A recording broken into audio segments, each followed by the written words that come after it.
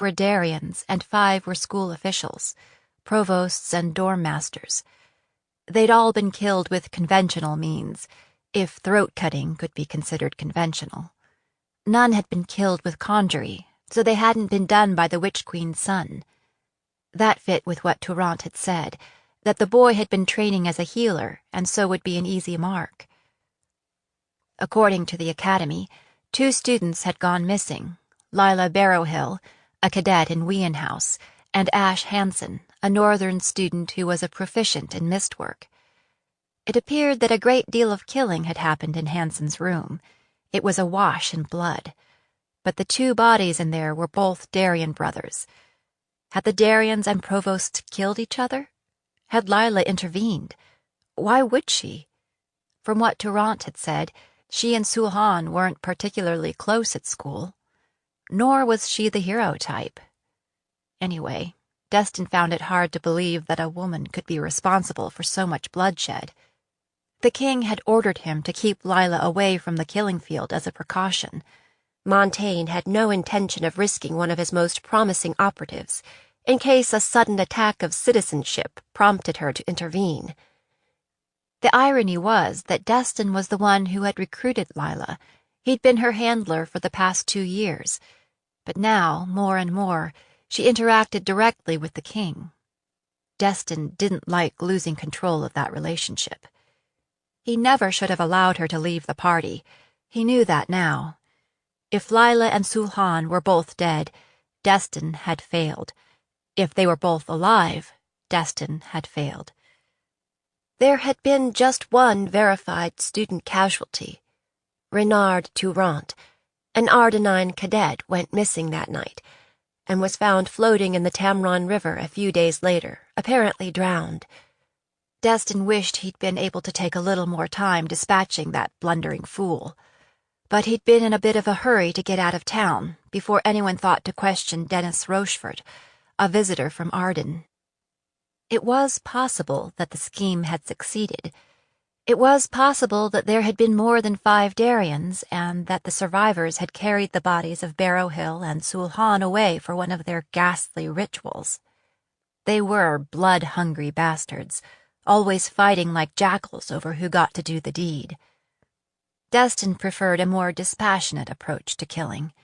It was sometimes necessary, but Destin didn't enjoy it as a rule. It was possible, but Destin didn't believe it. He'd been promised proof of the kill that he could take back with him to Arden's court, but had not received it. According to his sources, the 2 missing students had not surfaced, alive or dead, in Arden or the Fells in the weeks since. Destin suspected that it was only that bit of hopeful ambiguity that had kept him alive this long. That, and the fact that the deans at Odensford had been unable to prove that Arden was behind it. Oh, they suspected plenty. The Darien Guild was tied to the Church of Malthus, the state church of the Ardenine Empire.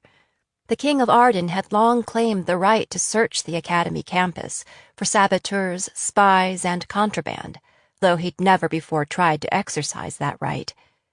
The administration at Odensford sent stern letters to the king and to the Principia of the Church of Malthus, demanding to know what, if anything, they knew about the violation of the peace. Since it appeared that those responsible had fled into Arden, they further demanded that the culprits be apprehended and returned to the Academy for trial. Agents of the Church and the Empire denied any knowledge of the attack at the Academy. They pointed out that Arden had no reason to attack students at Odensford, assuming that the school was not harboring enemies of the state. They suggested that they look to the north for the guilty parties. After all, one of the victims was a citizen of Arden. Perhaps the 2 missing students were responsible for the killings. The King of Arden offered to station soldiers at Odensford to protect students and faculty if the Academy requested it. The Academy declined. The king had made his displeasure known since that day. Though just 18, Destin had been considered a rising star and a favorite of the king's, until Odensford. He hadn't had an audience with Montaigne or an assignment from him since. Destin had little to do but worry that the king might show his displeasure in a more concrete way. Some nights, as he lay awake in the stifling heat of the season they called autumn in the south, he considered fleeing the country. His father had anticipated that he might run, and issued a preemptive warning. "There's no going back from that. The king has a long memory, and Arden has a long reach. It won't be long before the king controls all of the 7 realms. What are you going to do then? Try your luck in Karthus?" The look in his father's eyes was a threat and a warning and a dare, all in one. And so, finally, this meeting, after weeks of silence. Why now? Destin guessed that the king had reached a decision about his future. So, what's proper dress for one's own execution? Destin wasn't prone to elaborate attire. If he had been, his father would have beaten it out of him long ago. Still, he knew how to present himself well when the occasion demanded it. Black was always in good taste. He dressed head to toe in fine black wool with leather trim. His shirt bore lace at the collar and cuffs. His boots and sword belt were plain, but made of the finest leather. His amulet was tucked discreetly inside his shirt, where it wouldn't be seen, but it would absorb mana in, the demonic energy that oozed from him day and night, like the seepage from a sulphurous spring. Best not to fling that in the king's face, on top of everything else. Being gifted was a double-edged sword in the South. It made Destin and his father useful to the king, but it also made them vulnerable. The Church of Malthus had a habit of burning uncollared wizards, and the king had a habit of letting them do it. Montaigne viewed the gifted in his employ as a necessary evil. Destin studied his image in the glass inside his wardrobe, and was satisfied. This will do to be buried in, he thought, assuming there is enough left to be buried. With that, he went to find his father, who, for once, would be in his apartments. Marin Karn might be general of the Ardenine armies, with quarters in the palace itself, and estates on Arden's Water and at Baston Bay, but when he was in the capital, he could often be found playing cards and drinking in the common room of the barracks, where Destin always felt out of place. Destin saluted the brace of soldiers in front of his father's door. "Can you let the general know I'm here?" That word was conveyed, and Destin was duly admitted to the first waiting room, the first circle in the maze that would eventually lead to his father. When he was finally ushered into his father's privy chamber, he found the general half-dressed, in the process of stripping off his linen shirt. "Fetch me another," he ordered, dropping the shirt on the floor. "I've sweated through 2 of these already. All of this traveling from the arse-puckering borderlands to the ovens of Bruinswallow will be the death of me." Promises, promises. Destin crossed to the wardrobe and chose another shirt, then played valet, helping Karn into it. Fetching a towel, he blotted sweat from his father's face and neck. Karn slapped the towel away. "Stop that," he said. "A man sweats, but maybe you wouldn't know that." Destin could tell that his father was nervous, because he was being nastier than usual, which meant he was worried about this meeting between his son and the king, worried that his own position was precarious enough without collateral damage from the failures of his son. At last, the general was committed, laced into his final choice of shirts. Destin handed him his uniform tunic. "Belt first, then the jacket," Karn said through gritted teeth. "Are you ever going to get that straight?" "I'm sorry, sir," Destin said stiffly.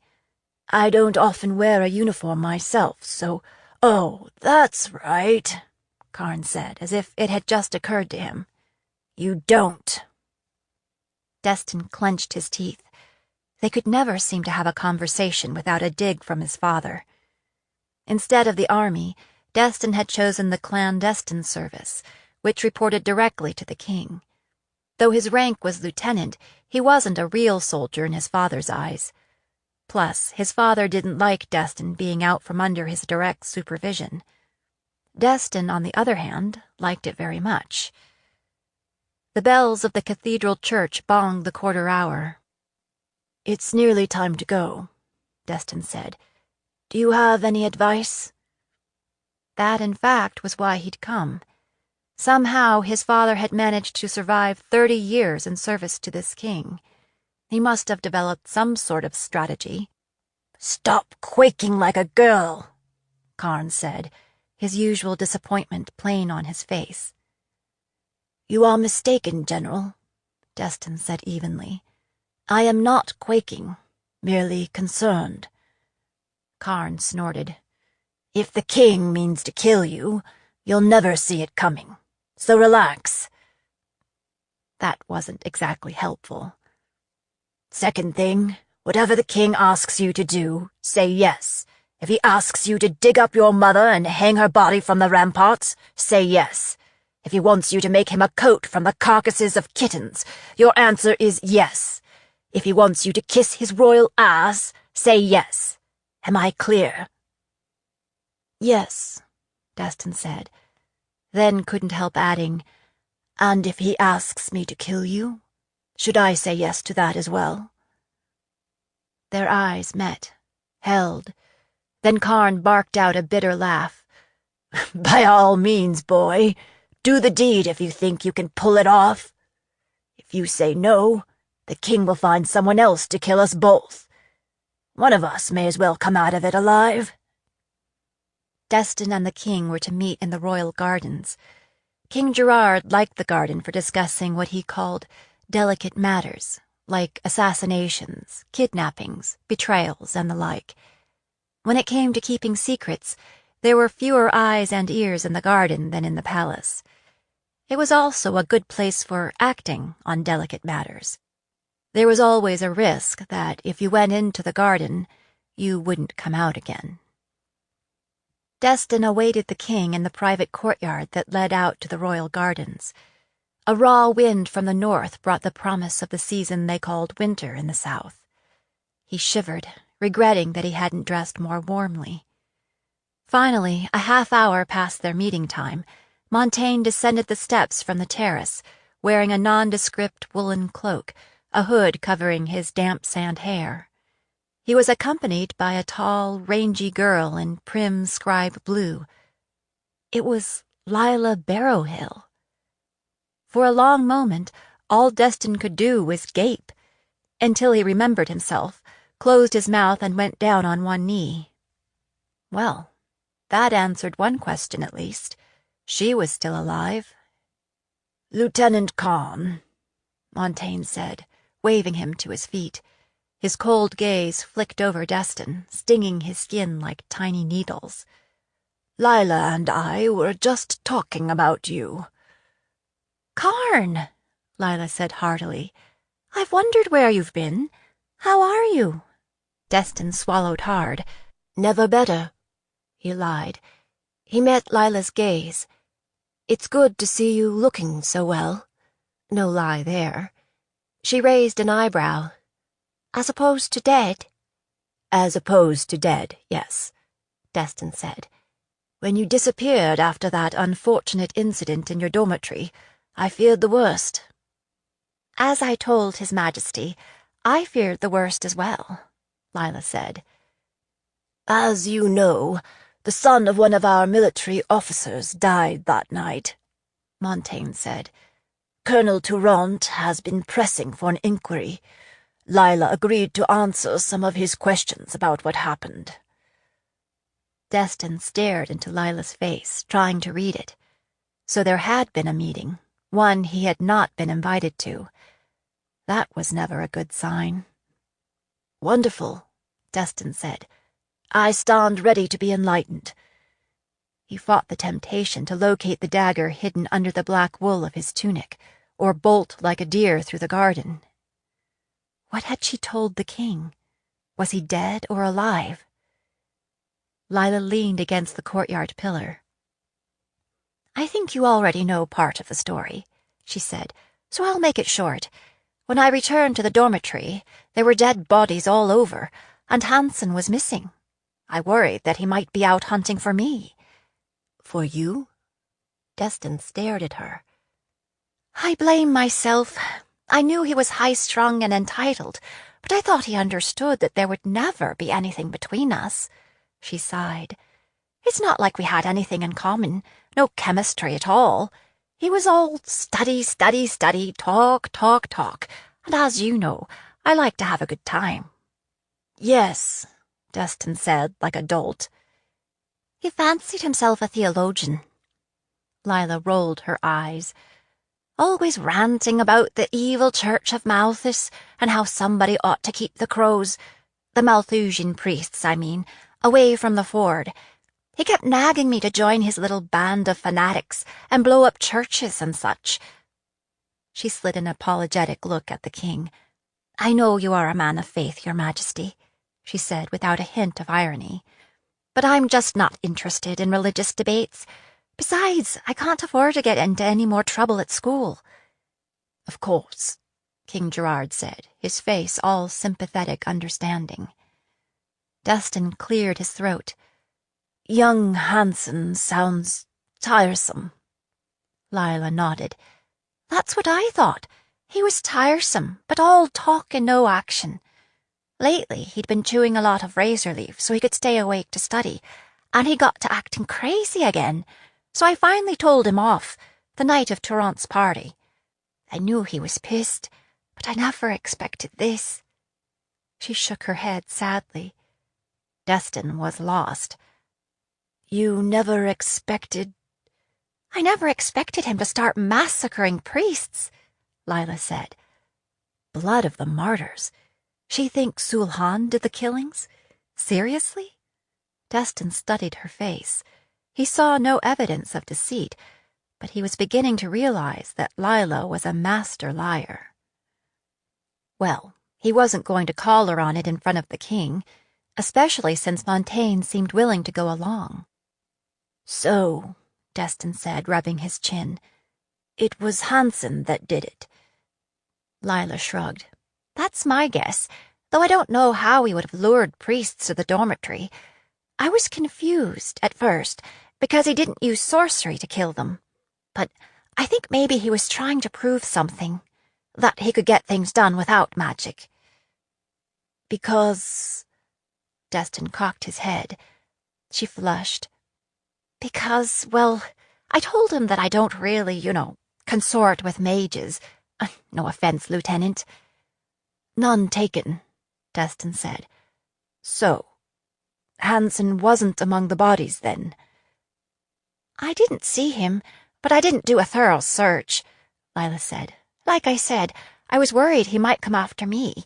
Plus, I had other plans, and I was afraid I'd be stuck there till solstice answering questions, so I left.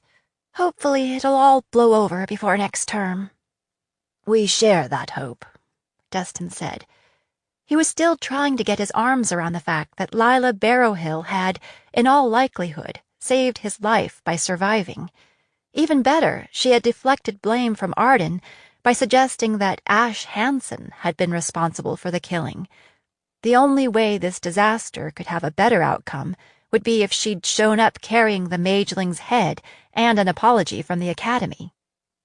Destin cast about for something to say, some way to repay the favor.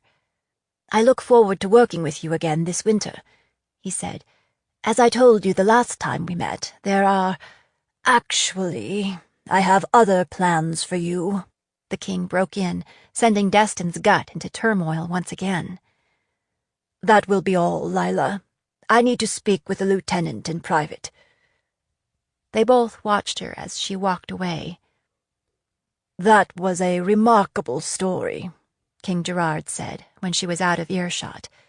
Do you think she really believes any of it? It's a plausible story, at least, Destin said.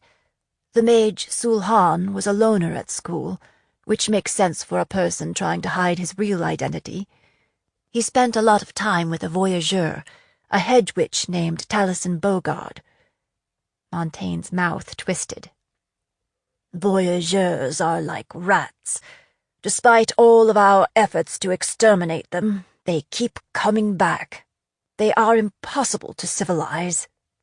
Impossible to control, you mean, Destin thought.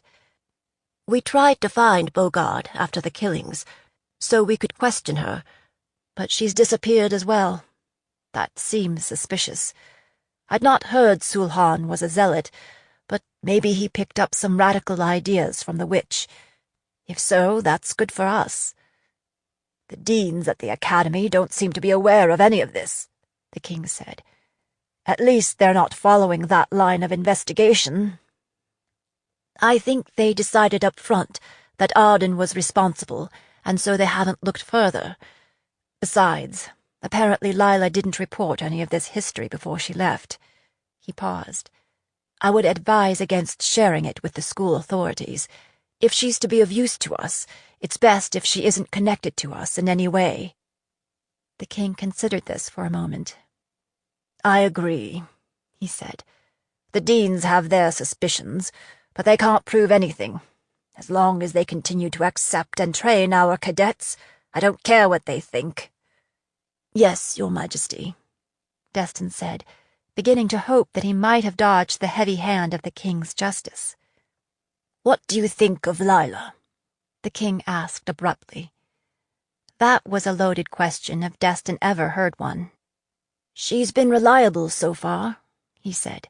She knows everyone at Odin's Ford, and nothing happens that escapes her notice. The war will not be won at Odin's Ford. Maybe not, Destin said, but the academy is a crossroads. Lila travels all over the 7 realms.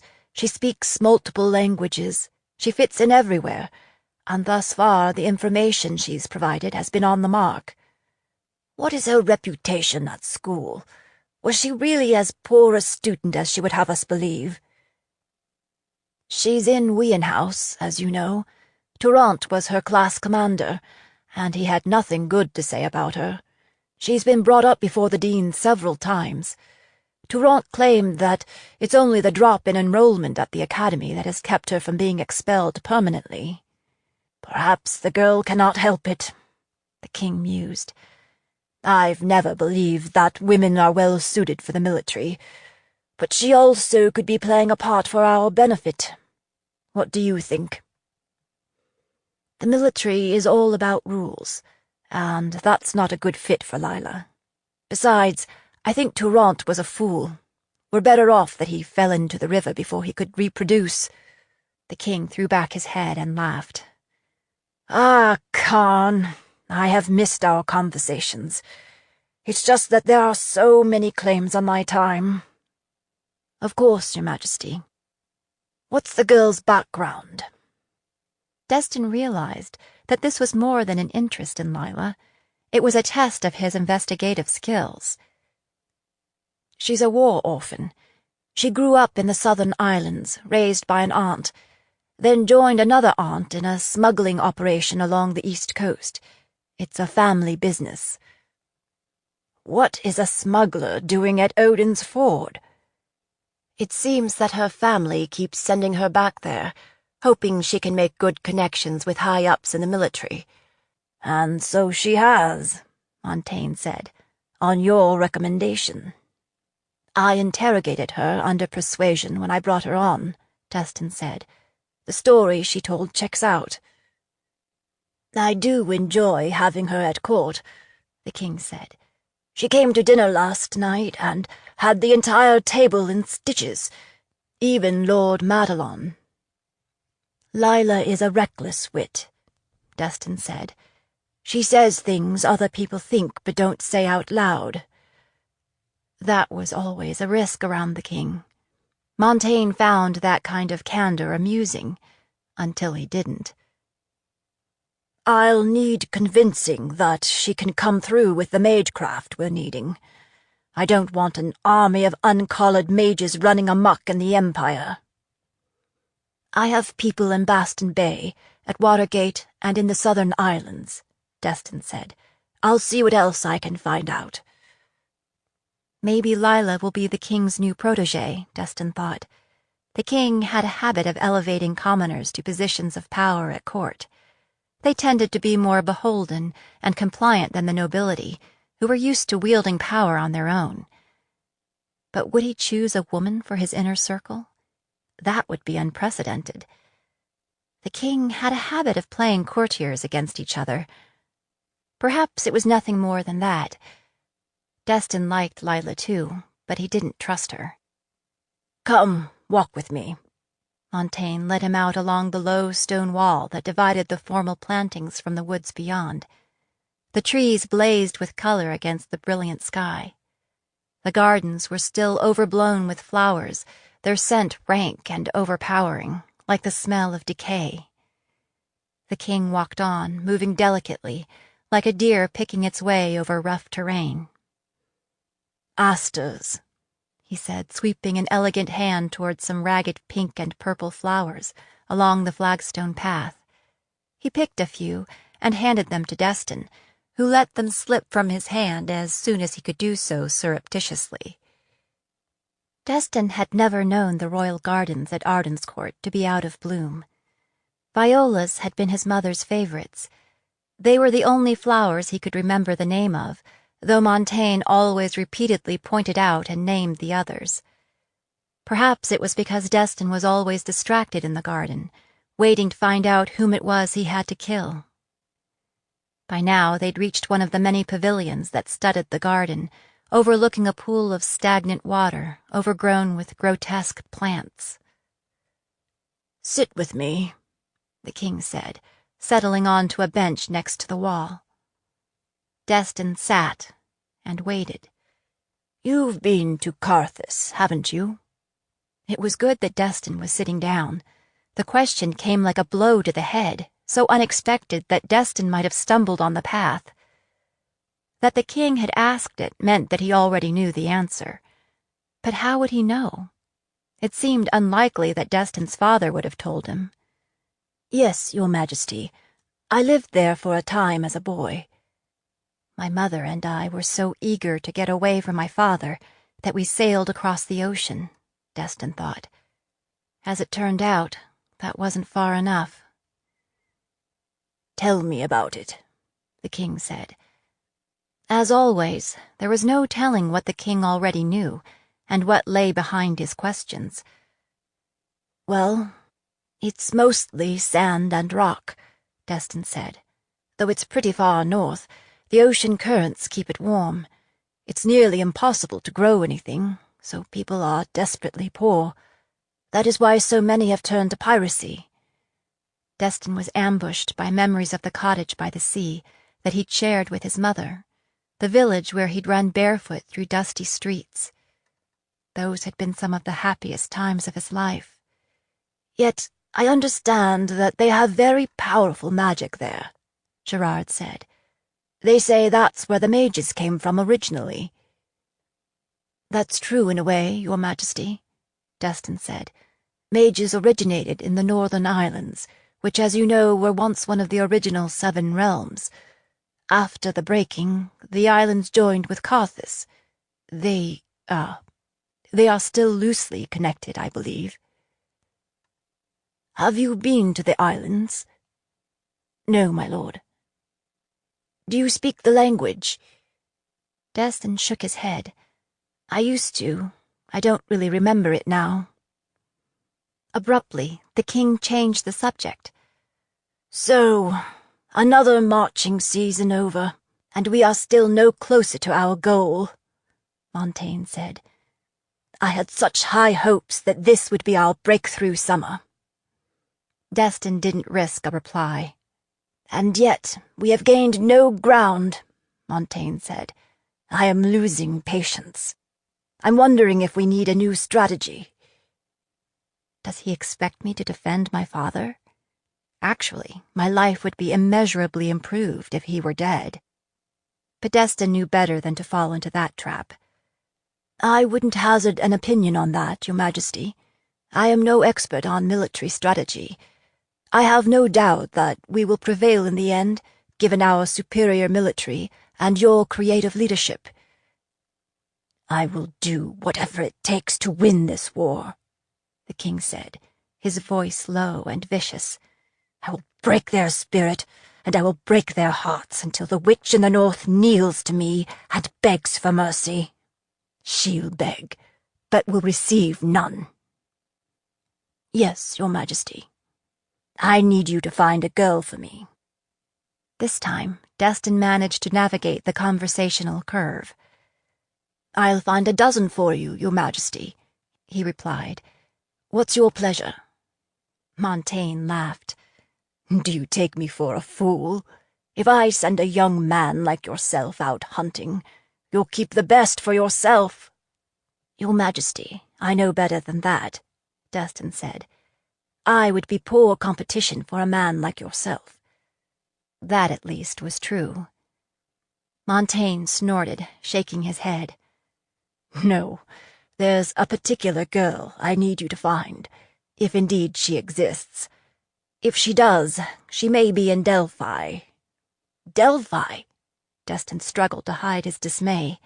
He'd been to Delphi, too, and his memories of that time were horrifying. He had no desire to go back. You want me to go to Delphi? That stands to reason, Lieutenant, if I want you to find this girl, and she is there. I see, Destin said. I wonder if there might be... He trailed off, remembering his father's advice. Whatever he asks of you, the answer is yes. He swallowed down his protests and said, Thank you for your confidence in me, Your Majesty. I am eager to serve. The king smiled a thin-lipped smile that said he wasn't fooled. She would be about 16 years old, and she bears a rune, like so, on the back of her neck. Montaigne handed Destin a piece of paper with a symbol sketched on it, a spiderweb of lines framing an arrangement of triangles like a faceted gem. Destin stared at it, ambushed for a second time. His heart began to thud, and he felt strangled, as if he couldn't get his breath. He brushed it with his forefinger, as if he could read it by touch. The symbol was familiar and yet unfamiliar. He swiveled away from the king, staring across the bog to where the meticulously clipped hedgerows ran into the trees. He was glad that it was nearly dark, so that the king could not read his face. Your Majesty, he said hoarsely, if I may ask, who is this girl, and why is she important? She's important to somebody, Montaigne replied. A potential ally from the Northern Islands. The Northern Islands, Destin repeated, the truth slamming home like a punch to the gut. He turned back toward the king. But is that wise, Your Majesty? To engage with sorcerers, idolaters, and the like, in a place that has spawned so much evil? Annoyance flickered across the king's face, and Destin knew he'd made a mistake. Where do you suggest that I draw the line, mage? The king's voice crackled with menace. You wouldn't want to find yourself on the wrong side of it. No, Your Majesty, I would not, Destin said hastily. Every day I thank the great saint for your gracious tolerance. And every day I curse this king's ability to dance on both sides of that line, taking whatever position suits his agenda at the moment. The fact of the matter is that the Thanes are restive and holding tighter to their purses and their bannermen than in the past. I am tired of crawling to them, begging them to meet their obligations. I need to find a powerful ally, someone who will enable me to field an army that can bring us a decisive win. Finding this girl just might be the key to ending the war in our favor. We will hope and pray that's the case, Your Majesty, Destin said. How did you learn that the girl is in Delphi? We don't know for a fact that she is still there, the king said. We know she lived there as a child. It's exceedingly important that no one knows who you are looking for.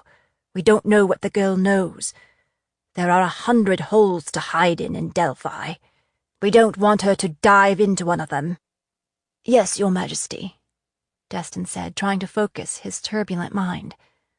One more thing. We need her alive and unharmed, understand?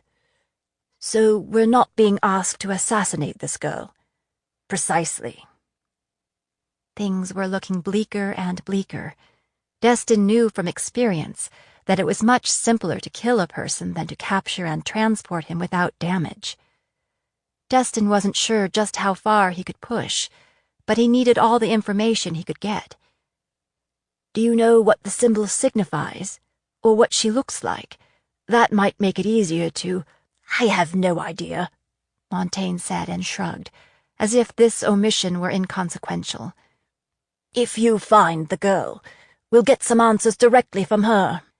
"Of course, sire," Destin said, his mind racing. It was either a blessing or a curse that the king had chosen him for this task. He just wasn't sure which. "You'll be working with Mark Claremont, the captain of my guard in Delphi. He's a man who's willing to take decisive action when it's required. And yet, still that town has never been entirely subdued. There are uprisings every month or two, trouble in the mines, sabotage, smuggling across the border with the Fells. Recently, there was a direct attack on a squadron of guards, killing several. I want you to find out what's going on." "So, you want me to spy on your commander in Delphi," Destin thought, "and he, in turn, will be spying on me. There's something to look forward to." "I'm just wondering, this girl, does she have a name, at least?" That last sarcastic sentence was out before he could clap his mouth shut. Montaigne fixed his glacial eyes on Destin. "Her birth name was Jenna Bandelow. Perhaps she's still using it. Her parents were Bill and Ariane. They were old when she was born. They would be quite old now, if they're still alive." He paused. "The girl may have been born in Ardenscourt. At least her birth was recorded here. But her parents took her to Delphi when she was still a baby." The Malthusian friars at Ardenscourt kept meticulous records of births, of people of all stations, complete with birth measurements and identifying marks. That must be how the girl had been discovered. "Why would anyone move to Delphi?" Destin muttered. "Perhaps they were looking for a place to hide," Montaigne said. "And Delphi would do nicely, don't you think?" 13. The Wayfarer. It was a nasty trick Ash had pulled on Lila, and he knew it. It was an especially low blow after she'd saved his life at Odin's Ford. The truth was, he didn't trust Lila Barrowhill. There was something about the story she'd told that hit his ear wrong, and he'd learned to trust his instincts. She'd seemed overly eager to join up with him and drag him back to the Fells. Maybe she was looking for a reward. Maybe not. Ash had other plans. It seemed that Gerard Montaigne was bent on murdering the entire royal family of the Fells, whether they were in the royal line or not. That meant that his mother and sister were in danger, and he knew of no sure way to protect them save one. He was on his way to Ardenscourt, aiming for the heart of the beast. He planned to stay until Gerard Montaigne was dead, or Ash was dead, or they were both dead. He tried to shut down the voice in his head that said neither his mother nor his sister Lys would make that trade. Well then, he'd make no promises, but he'd survive if he could. He rode into Ardenscourt one morning 2 weeks after he'd left Lila sleeping in the woods. Unlike the mountain towns of the Fells, tucked into valleys, framed by the uplands, Ardenscourt sprawled for miles across the plains of Arden like a Tamric lady's lurid skirt. Ash always found that featureless flatness disorienting. He planned to apply for work with the healing service in the palace. Hopefully that would bring him close enough to the king for his purposes. Since most itinerant healers would not arrive astride a military mount, Ash left his horse in a livery stable on the outskirts of town. It took him half a day to walk from the edge of town to Citadel Hill, Gerard Montaigne's stronghold overlooking the Arden River. As Ash navigated through the twisted, crowded streets, he assessed conditions in the enemy capital with a practiced eye. Soldiers were everywhere, in uniforms of every color, bulling their way through throngs of people, clustering on street corners, spilling from inns and hostelries. Members of the King's Guard were thick too, in their black uniforms, hands on the hilts of their swords, eyeing the crowds for signs of trouble. And everywhere, the Church of Malthus, its crow-like priests swishing through the streets, the keys to the kingdom swinging at their waists. The city bristled with temple towers, grim and forbidding. Pickings were slim in the street markets he passed, and prices high, though it was harvest season, and the flatlands of Arden and Tamron had once been the breadbasket of the 7 realms. Street urchins were everywhere, shaking their begging cups, crying out to passers-by. Ash knew better than to give them his coin. They wouldn't be allowed to keep any of it. Besides, any traveler with coin in his pockets became a target for footpads and slide hands. Ash had no stomach for killing thieves. He was hunting bigger game. The blackbirds grew thicker as he neared the citadel gate. A line had formed there, seeking admission to the castle close. Ash merged into it. The southern sun was hot even in this season, and Ash was grateful for the broad-brimmed hat he'd bought to cover his newly mud-dyed hair. The line crept along, processed through by a clutch of blackbirds and a long-nosed steward who checked off names on a list. Most people were being turned away.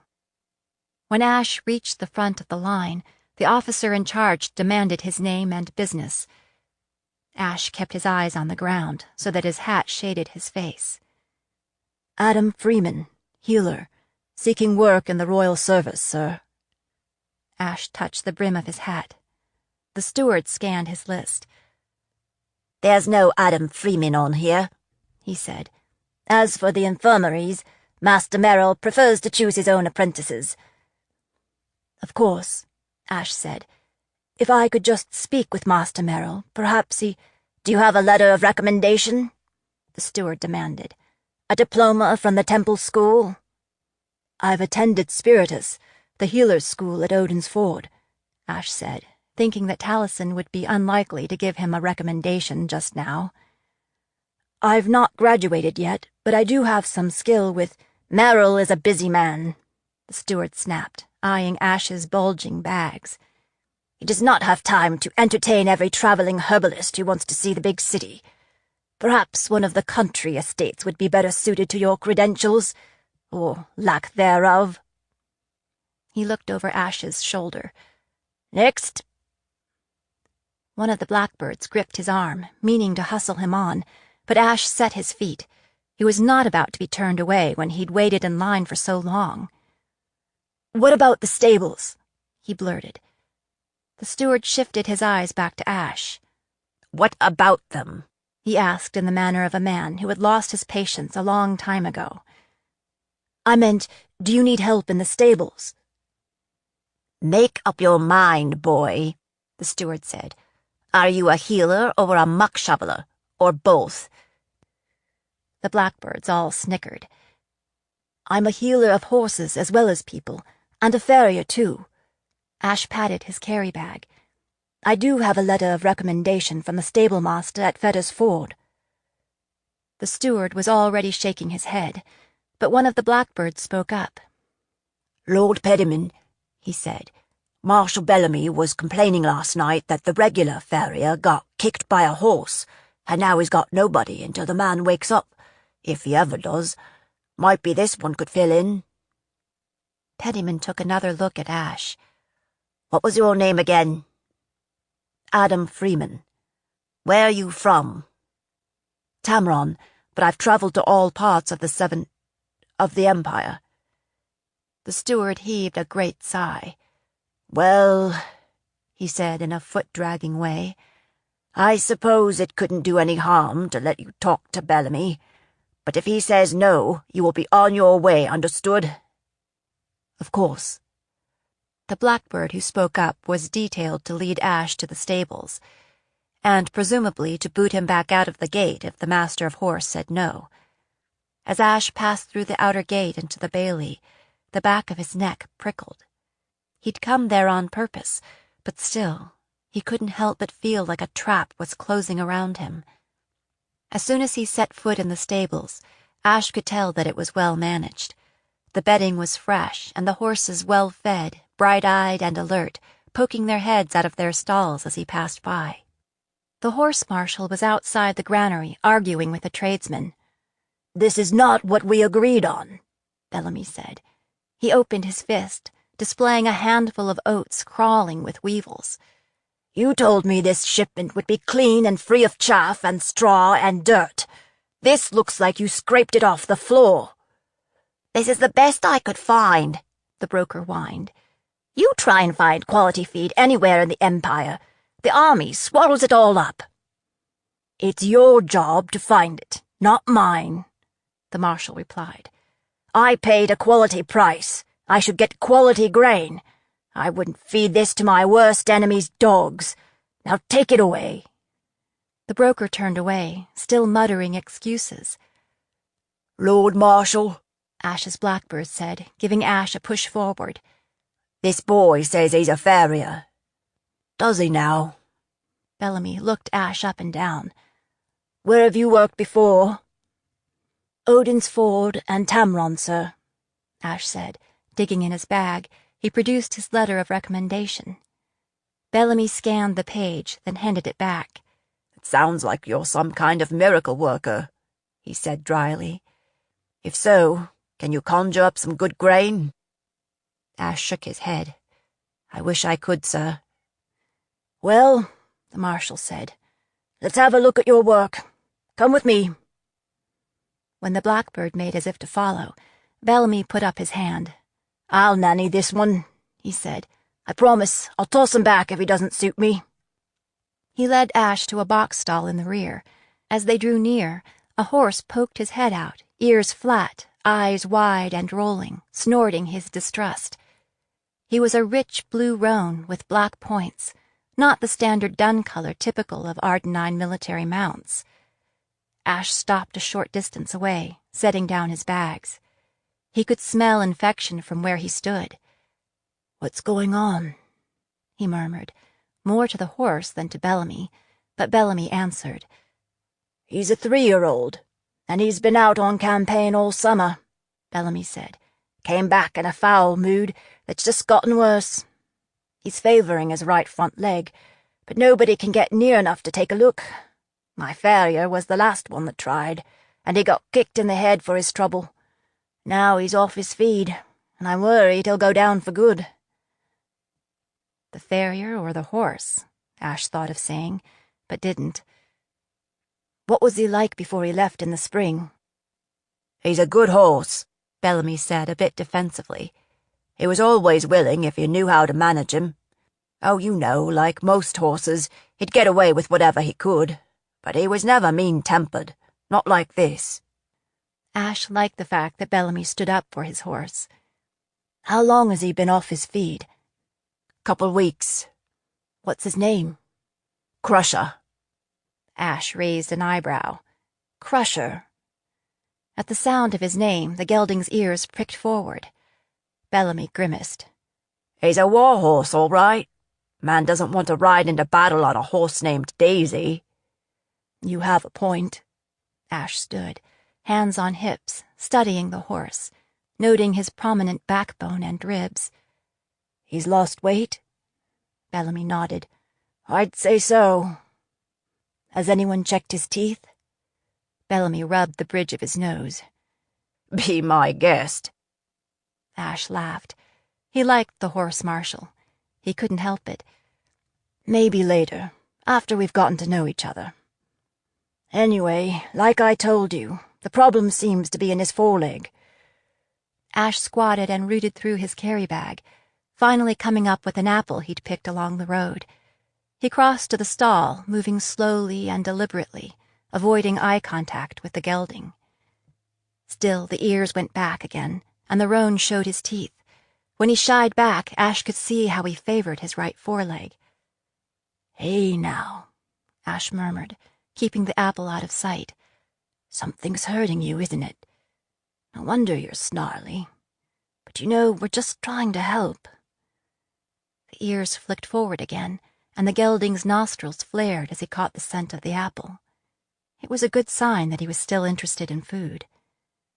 Ash just kept talking, keeping up a gentle one-way conversation as he watched the gelding's neck muscles relax. Finally, he extended his flat hand, the apple centered on his palm, and Crusher lipped it up and crunched it between his teeth, his whiskers tickling a little. Behind him, Bellamy released a long breath he'd been holding. Ash let Crusher snuffle the back of his hand, then scratched him all along his neck and withers, trickling soothing power through his fingers, relieving the white-hot pain that coursed through the horse. Before long, the roan was pushing with his nose, wanting more. After a few minutes, Ash unbolted the lower stall door, pulled it open, and stepped into the stall. Crusher's tail clamped down, ears back again. "It's just me," Ash murmured. "You know me, don't you?" Another 10 minutes of work, and Ash had the halter on him and his head secured. After that, it was a matter of persuading the gelding that it was a good idea to allow Ash to pick up his foot. It helped that he could all but eliminate the pain. Unfortunately, that required that he take it on himself. Fortunately, Ash had a high threshold for pain. He examined the hoof, which badly needed picking out. The shoes were nearly worn through. This horse had been ridden hard. The hoof was hot, the pulse fever-fast above the fetlock. Pus oozed from a crack along the white line and around one of the nails. Ash looked up at Bellamy. "It's an abscess," he said. "I'm going to drain it. If you look in my carry bag, you'll find—" "Not that one!" he all but shouted. Bellamy looked up, startled. That's all I need, Ash thought, to have the king's horse-marshal pull an array of shivs and poisons out of my travel bag. "The other one. Look for a white bag labeled horse mustard. Measure out a cup, thoroughly wet it with water, then bring it to me." By the time he'd finished with the roan, Ash had a job in the stables and a cozy room next to Bellamy's. He'd hoped to be housed inside the keep, and he'd rather it wasn't next to Bellamy's, but he could hardly complain. "It's just a shame," Ash said as he repacked his supplies. "This has been festering for a long while. If it had been caught early, it could have been handled, and this horse spared a lot of pain. Now he'll be out of commission for months. I intend to give the owner an earful about taking better care of his horse on the road." "Well," Bellamy said, a peculiar expression on his face, "it's up to you, but I wouldn't do that." Ash stared at the marshal, surprised. He didn't seem like the kind of person who'd shy away from a hard conversation. "Why not?" "This horse belongs to His Majesty, the King of Arden." 14. Exiled in Delphi. Destin Carn was tired of looking for Jenna Bandelow. After a month in this hellhole of Delphi, he was no closer to finding her than when he'd arrived. He understood the price of failure. He'd claimed it often enough on behalf of the crown. The worst of it was, there was no guarantee success was even possible. There was no way to know if the girl was still alive or still in Delphi. It occurred to him that the king had set him an impossible task on purpose, like in that old ballad where the elfin knight asks a maid to make him a shirt without thread or needle. Then Montaigne had sent him to do it in the most miserable place in the empire. And if he found the girl, what then? What would it mean for his own future, for the hope he still carried in his heart? Destin drained his tankard of ale and slammed it down on the table, the noise lost in the din of the room. The metal left a raw gash in the battered wood. Mark Claremont, the captain of the King's Guard, laughed and signaled to the server to bring another round. "This place grows on you, boy," he said, "like a nasty boil. The only thing that helps is ale and stingo." He shoved his chair back and rested his hand suggestively on the hilt of his sword. "When things get really bad, I just kill a few Delphian rats. That never fails to raise my spirits." An impossible task, in a miserable place, with despicable help. The only thing that might raise Destin's spirits was to find a way to get rid of Claremont. Delphi was a dangerous place, after all. The thought made him smile, drawing a wary look from the captain of the guard. Destin raised his refilled tankard and winked at him. His mood was so black that getting murdered was beginning to seem appealing. He and Claremont were seated at a table in a corner of a crowded tavern, but there was a cushion of space about them, an invisible boundary no one cared to cross. The tavern was called the Mug and Mutton, and it drew a mixed crowd, miners and soldiers intent on heavy drinking, furnacemen and ironworkers having a night out, plus a sprinkling of travelers who, against all reason, had actually chosen to come to Delphi. Destin's father had been posted here a few years ago to put down yet another revolt. Destin had come along, unwilling then as now to serve as the general squire and punching bag. It wasn't long after he and his mother had been dragged back from their refuge in Carthus. "It's time we got to know each other, boy," his father had growled.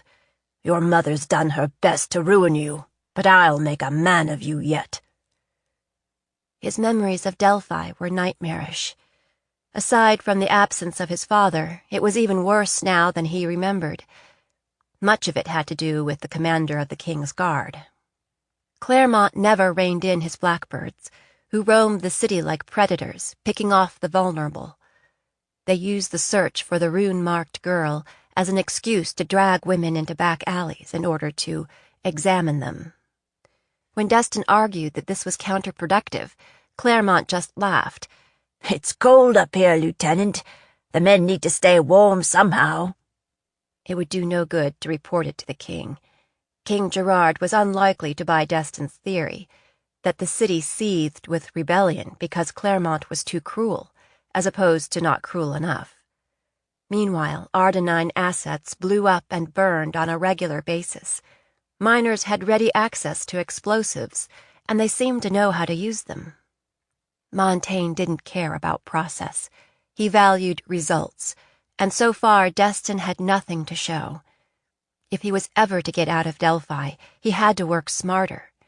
He knew he'd been going about his mission in a haphazard manner, but he couldn't think of a way to put a method in it. He'd called in a whole series of Delphians, miners and shopkeepers, smelters and serving girls, and government officials. He'd questioned them all. Destin was a gifted interrogator, a valuable resource at Montaigne's disposal. That made torture unnecessary for the most part, unless he was dealing with other mages who could resist his mind magic. People talked to Destin, and they told the truth. And then he wiped their minds, and they didn't remember what he had asked or what they had revealed. That singular talent had been the key to his rapid rise in the clandestine service. Yet, so far, his talent for interrogation had turned up nothing of value in Delphi, save the odd black marketeer or other small-time schemer. If the rune-marked girl was known, it was only to a few. No one could recall a family named Bandolo, and no one seemed to know anything about a girl with a birthmark on her neck. It didn't help that it was the custom in Delphi for women to wear their hair long, and most wore heavy black scarves to keep the coal dust out while they worked in the mines or walked the streets. That made any casual survey impossible. Why couldn't this girl have a mage mark on her nose? Sleet rattled against the tin roof of the building. Destin had just finished his 4th ale, and soon he would have to go out into the storm again. "It could be worse," Claremont said, scratching his crotch. "You could be in the fells, fighting monsters and demons. They say a man might as well fall on his sword as march into those cursed mountains." He snorted. "The stripers are just as terrified as the recruits. Course stripers couldn't find their manhood with both hands in their breeches and a map. Those black-robed crows of Malthus can prattle on about martyrdom and paradise all they want. I'm not signing on." Destin shrugged, the safest response. He couldn't decide which was worse, listening to Claremont or going out to the freezing privy. Difficult choice. "The devil of it is, the fells is ruled by a woman," They say she wears armor and plays soldier. The Northerners spend their days picking wildflowers and dreaming and their nights fornicating under the stars. They're just a bunch of pretenders and mystics." "So why aren't we in Fellsmarch by now?" Destin said bluntly, thinking dreaming and fornicating sounded a hell of a lot more appealing than where he was now. "We've got to stop believing our own propaganda and take the Witch Queen seriously." "Cheer up," Claremont said. "This girl you're looking for probably died years ago, if she was ever here." "Keep your voice down," Destin hissed, looking around to make sure no one had overheard. The more Claremont drank, the louder he talked. Still, he had a point. Children died in droves in Delphi. "I don't know why it's such a secret," Claremont said. "All you do is you post up notices all over town, demanding her surrender, then execute the vermin, one a day, until she turns up, or we run out of vermin. Either way, we win." Destin became aware that someone was standing silently before him. One of the servers had finally dared approach, but could not bring herself to interrupt. "Yes, what is it?" he snapped, and then, when he really looked at her, he realized she was young, with silken blonde hair and frightened blue eyes. He'd never seen her before, so she must be new. "I wondered if you all would be wanting more ale," she said nervously, in the soft cadence of the borderlands. "Or perhaps some supper, now or later on?" She set their empty tankards on the tray she carried. Destin smiled at her, trying to reassure her. "I've had enough ale," he said. He turned toward Claremont in time to see him push to his feet, grasp a handful of the server's hair and force her to her knees. The tankard slid off the tray and onto the wooden floor as the tray went vertical. "Here's an idea, Lieutenant," Claremont said. Still holding on to her scalp, he drew his knife with his other hand. The girl saw the blade and let out a little cry of fright. She closed her eyes, her lips moving in a silent prayer. Destin half rose from his chair. "Claremont, have you lost your bloody mind?" Claremont wrapped the hair around his hand. The knife swept across, and then he opened his fist and allowed the golden hair to slide to the floor. 2 more quick cuts, and she was left with a ragged helmet of hair, like some knight's unkempt page. He shoved her head forward, almost to the floor, so he could examine her neck. Nothing there. "Guess she aren't the one," he said, shrugging. "Oh, well." He sat down again, resheathing his blade. The server remained on her knees, tears streaking through the paint on her face, her shoulders shaking with sobs, not making a sound. The tavern had gone remarkably silent around them. Destin looked from the terrified girl to Claremont and back again, speechless with mingled relief and disgust. It was just as well he was speechless, since Claremont technically outranked him. After a moment, he leaned forward and put 2 fingers under the server's chin, so that she opened her eyes.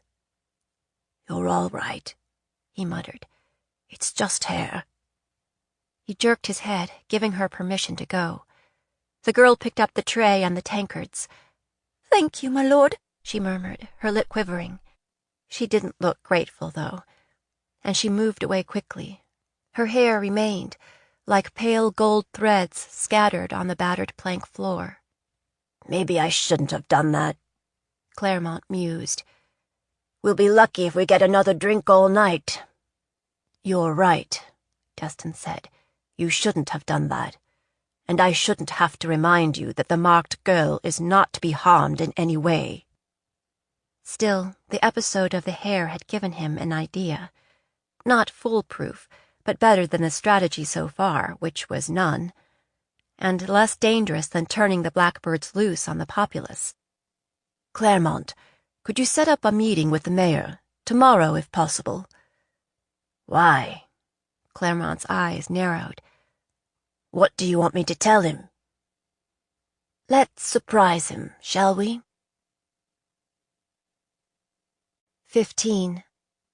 A Deal with the Devil. Lila dressed carefully in her cellar room. It was small, but at least she had it to herself. Suitable attire was always a challenge at Arden's-court, because other women at court were either fine ladies or maidservants. Lila had no template to follow. She'd finally hit on a kind of uniform, an overdress in the same sober blue that court scribes wore. She laced it over a long-sleeved linen shirt and black underskirt. The result was a prim schoolteacher look, like a dedicate in one of the more lenient churches. Having hit on that, she had several made. Her dark skin helped her blend into a servant class that was mostly made up of races from the conquered lands to the south. With any luck, her Ardenine colleagues would forget she was a woman at all. To the nobility, she was a trader and smuggler. They had come to rely on her as a person who could, despite the war, procure most anything desired by people in the south, who were used to getting what they wanted: clan-made jewelry, remedies, perfumes, tack and leather goods, the scrying balls that allowed bored Ardenine ladies to look ahead and see their boring futures. She evaluated herself in the looking-glass by the door, careful to tuck her serpent's tooth talisman into the neckline of her shirt. Crafted of rowan, ebony, and ivory, it had been given to her by her clan friend and sometime partner, Shadow Dancer. It had proven itself once again when Destin cornered her and questioned her with persuasion soon after the meeting in the garden. Then he'd disappeared. Try as she might, she hadn't been able to learn anything about his whereabouts. She hoped he still lived. She'd stuck out her neck to save him after all. Though, truth be told, she had enjoyed his flustered reaction to her story about the princeling's fit of crazy. Hearing the temple bell mark the quarter hour, Lila knew it was time to go. Slinging her carry-bag over her shoulder, she bolted out the door. She'd been called to a meeting with the king and Maren Karn, the general of the southern armies and the architect of the war against the Fells. She'd not met the general before, since Lila usually came to Arden's-court during the marching season, when General Karn was in the field. She tried to tell herself that this was what she'd wanted all along, to be allowed the kind of access that would enable her to play the big game. But she missed having the insulation of Destin Karn between her and the king.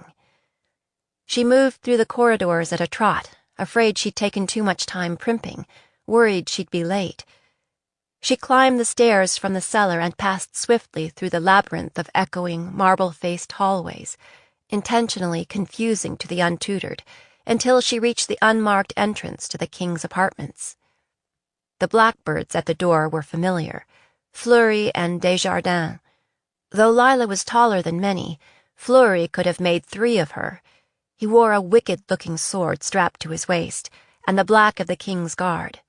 Desjardins was a collared mage, pinch-faced and wary, a slave. Lila tucked her carry-bag more securely under her arm. "What's in the bag, girl?" Fleury demanded. He knew her name, but never used it. Lila thrust her carry-bag toward him, knowing there was no getting out of it. "Have a look," she said, avoiding Desjardins' eyes. Fleury poked through the bag, smirked at Desjardins, and handed it back. "Search her," he said to Desjardins. The wizard patted her down thoroughly. He found nothing, of course. Lila had brought no weapons, knowing they'd only be taken away from her.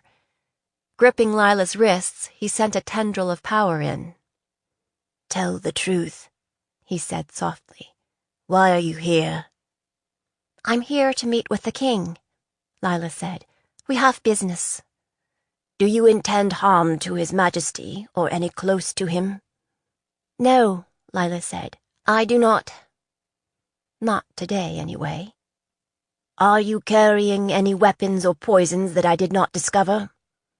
"No," Lila said, her fingers going numb from the pressure of the mage's hands. The talisman at her neck sizzled against her skin, protection against magic. Desjardins turned to Fleury. "Is there anything else?" he asked. Fleury shook his head, and Desjardins released her. Fleury gestured to Greenberry, the chamberlain, who disappeared inside. A moment later he returned, saying, "The king will see you now." He shoved open the door, and Lila proceeded into the king's apartments. A map of the kingdom and surrounding territories covered one wall. Large arched windows at either end of the room were designed to catch any breeze during the stifling heat of the southern summer. It had been a warm day for the time of year, and the shutters stood open, admitting the failing light. The room was furnished sparingly. A small conference table was set up next to the fireplace, with 3 men ranged around it, bottles and glasses in front of them, though it was just mid-morning. There were no servants in evidence, only the usual flock of blackbirds by the door. It was to be a very small meeting, then. One of the men at the table was Michel Beaudetort, a thane Lila had worked with in the past, a thane whose unflinching loyalty to the king had won him lands and titles at the expense of less pliant nobles. The other, a stocky, middle-aged man, must be Marin Karn, the butcher, as he was affectionately known. The third man was Gerard Montaigne, King of Arden. Lila crossed to within 20 feet, then assumed the position. The king waved her to her feet. "Please," he said, "let's keep it informal. Be at ease." As if that were possible in the presence of this king. This morning the king wore an elegant pearl-gray doublet over a shirt and charcoal trousers. His hands were manicured, the nails buffed to a soft shine. The heavy gold chain around his neck bore his device of office. It would be a mistake to think of the king as an easy mark. An ornate blade leaned against the wall behind him, and even at a distance, Lila could tell that it had seen heavy use. She'd heard from reliable sources that the king was a deadly swordsman, and he rarely went unarmed, which, considering his history, was no doubt a good idea. Next to the elegant king, Marin Karn was a stocky plug of a man with snuff-colored eyes. His uniform was a poor fit, straining across his back and shoulders. Perhaps he was getting fleshy in his middle age, but Lila guessed it was mostly muscle. He'd still be deadly in a fight, especially since he wore the glow that said he was gifted. She couldn't help comparing him with Destin. The only resemblance Lila could see between father and son was that they shared the same tawny brown hair color. At least she guessed they did. The general's was clipped so short that it might have been a stain on the top of his head. Destin had the lithe strength of an acrobat or dancer. He reminded Lila of the clan runners who could cover miles without stopping. Put him in student's robes and he would look bookish. Dress him in finery and he would break hearts at court. In peasant garb, he would blend into any crowd. You have no idea who he is, Lila thought. He's a role player, just like you. Never forget that. With some effort, Lila forced herself to focus on the Karn in front of her, Marin. That Karn had been taking his own long look at Lila, and it seemed he was not impressed. "This is your smuggler, Beaudetort." Lila noticed that he directed his skepticism to the thane rather than to his king. "I've been working with Lila for 3 years," Beaudetort said, "and she's never disappointed me." "Really?" Karn said, snorting. "Women disappoint me all the time." Perhaps the fault isn't in the women, but in you, General, Lila thought, but somehow it came out of her mouth. They all froze, staring at her.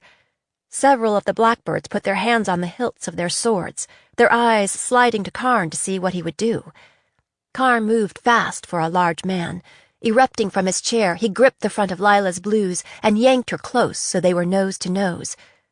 "What did you say?" Well, that's a good start, Lila thought. The only thing more frightening than Marin Karn at a distance was Karn up close. Don't show fear, don't show fear, don't show fear. She looked into Karn's tobacco eyes and said, "Forgive me, General, if I've offended.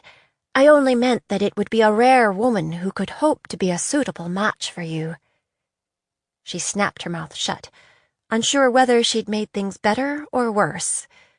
Stop spilling scummer, Lila, or you're the one who'll be knee-deep in it.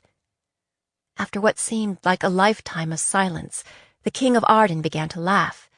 Once started, he laughed so hard that tears leaked from his eyes. Just like that, the cord of tension snapped.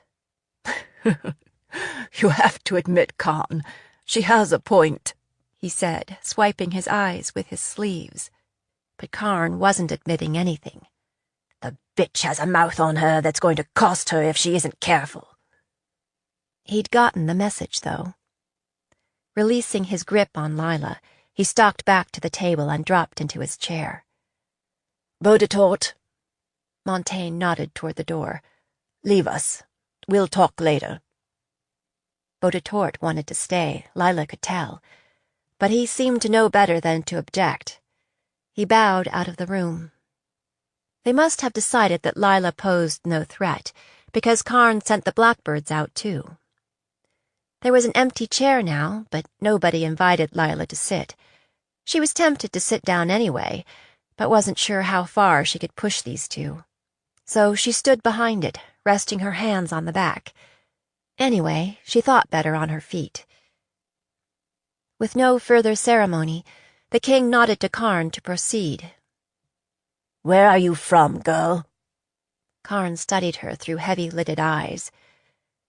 I grew up in the Southern Islands, General. And yet, I believe you're of mixed blood. Aye, my father was a soldier. He wasn't around much. Ah, Karn said, nodding as if he understood, which he didn't. A sellsword, then. Who did he fight for? Lila met his gaze. The Fells. That is one reason I am fluent in that language. But I work for myself. You could call me a sellsword, although I believe my talents would be wasted on a battlefield. Montaigne and Karn looked at each other. Well, then, the king said. Did you bring the collar that you mentioned? Aye, Your Majesty.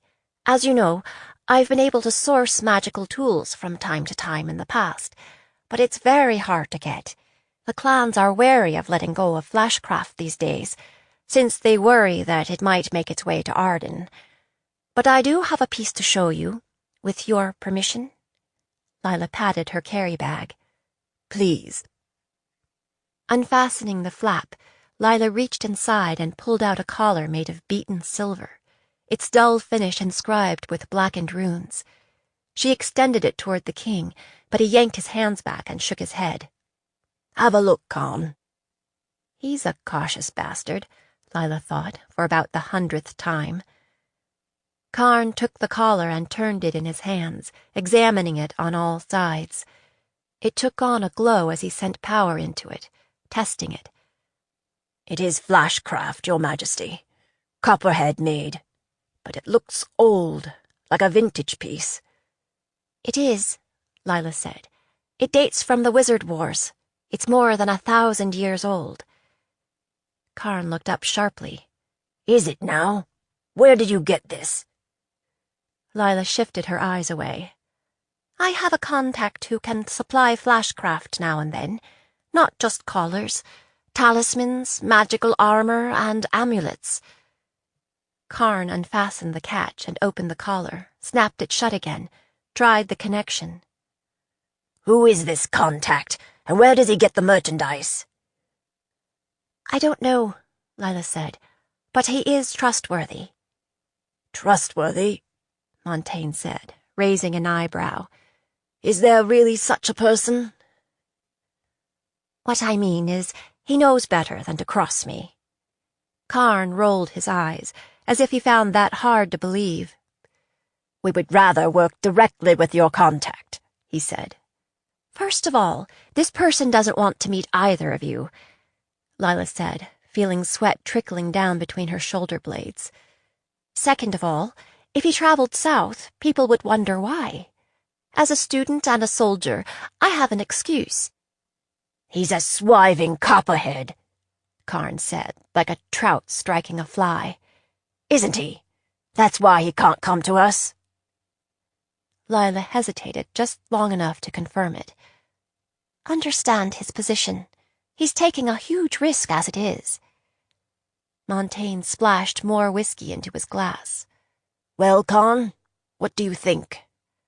The general fixed Lila with his muddy eyes. I think a trickle of flashcraft doesn't do us any good.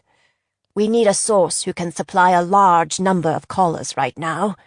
If you're as good as you think you are, you will find a way to make that happen. Otherwise, we're not interested. How many callers were you thinking of? 500 to start. 500? Lila stared at him. It's not like we're running a factory, and if we divert that number of callers, people will notice. Let them notice, Karn said, as long as we get the callers first. If you come through on this, it won't matter. If you don't... He bared his teeth in a feral smile that was scarier than any scowl Lila had ever seen. Consider this a test, girl. A demonstration of your abilities. Lila took a breath, then let it out slowly before answering. It'll be pricey. I'll need to be compensated for the loss of future business from this source. I have no doubt we can meet your price, Montaigne said.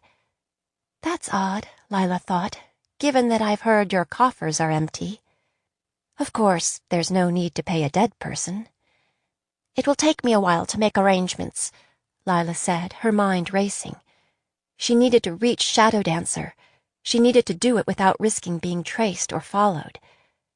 Just don't take too long, Karn said, or we'll find somebody else. No worries, General, Lila said, reaching for the collar he was still toying with. Karn yanked it back. I'll keep this, he said. I want to study it more carefully. You'll have it wrapped around some poor wizard's neck before the day is out, Lila thought. As you wish, Lila said. I will keep you up to date on my progress.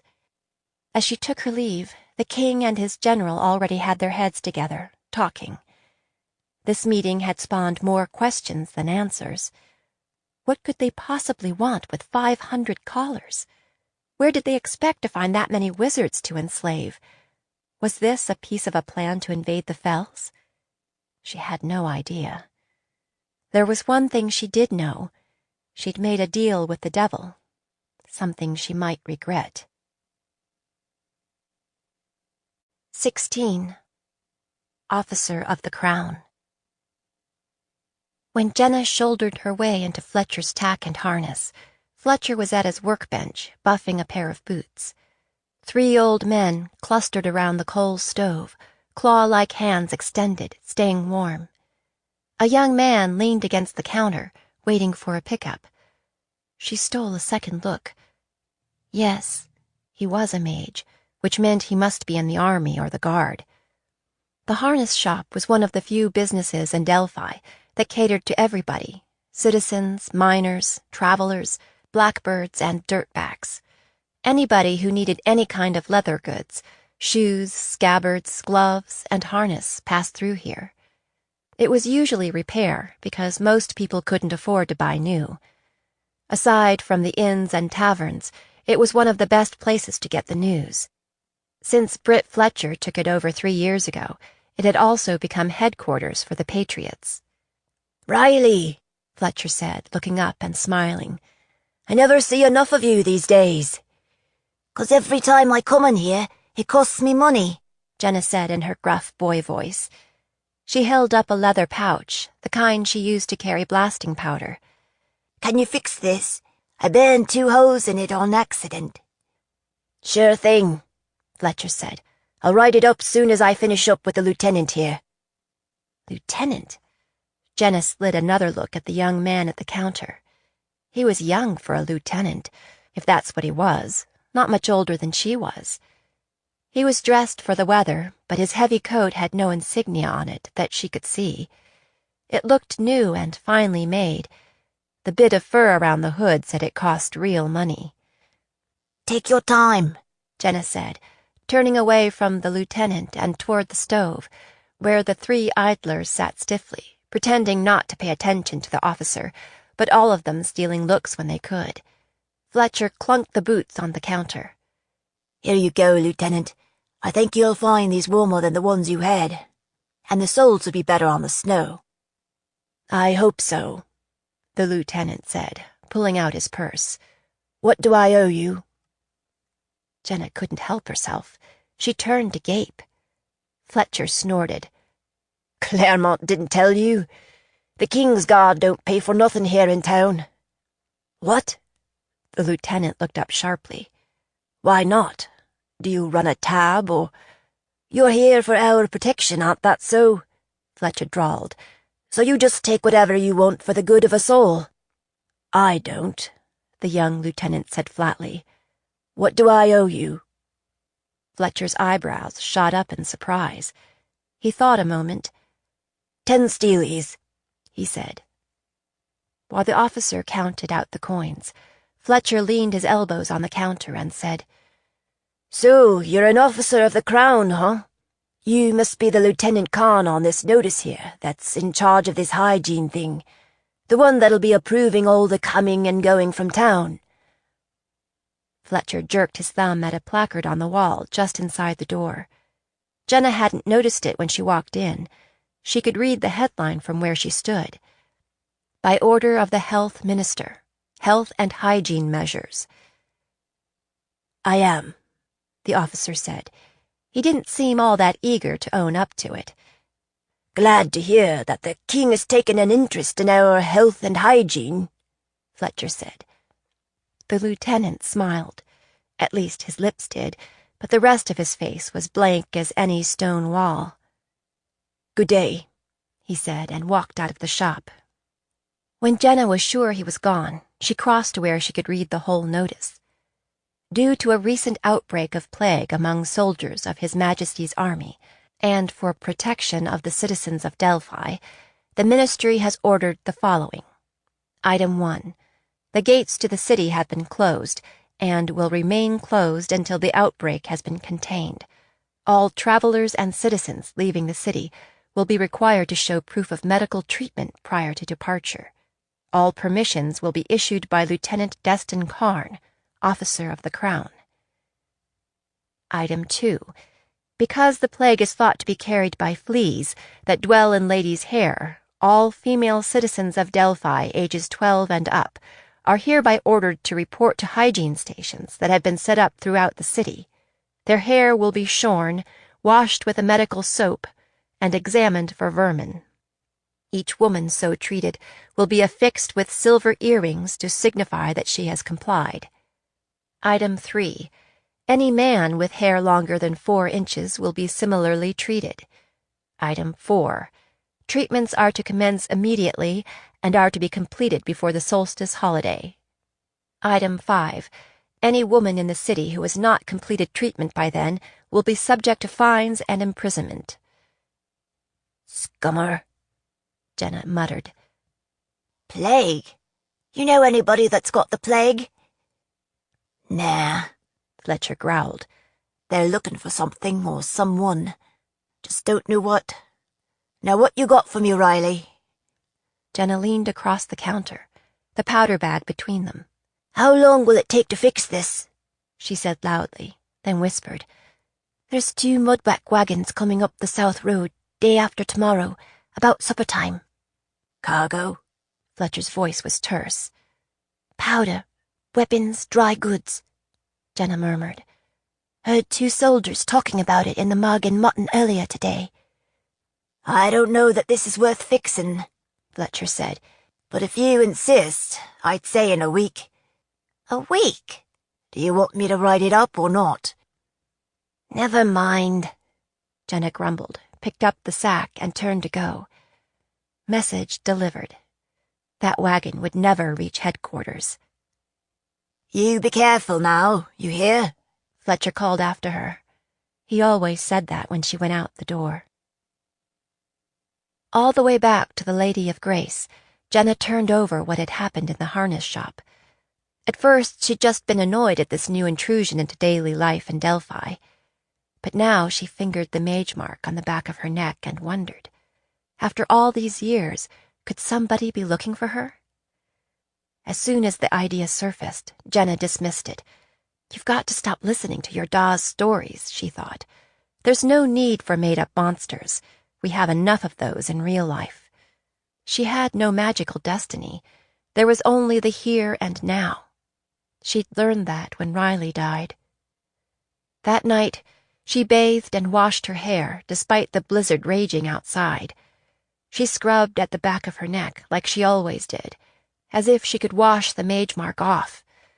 But all that came off was coal dust. Her room up under the eaves was poorly insulated, and the wind came through sometimes, as if the walls weren't even there.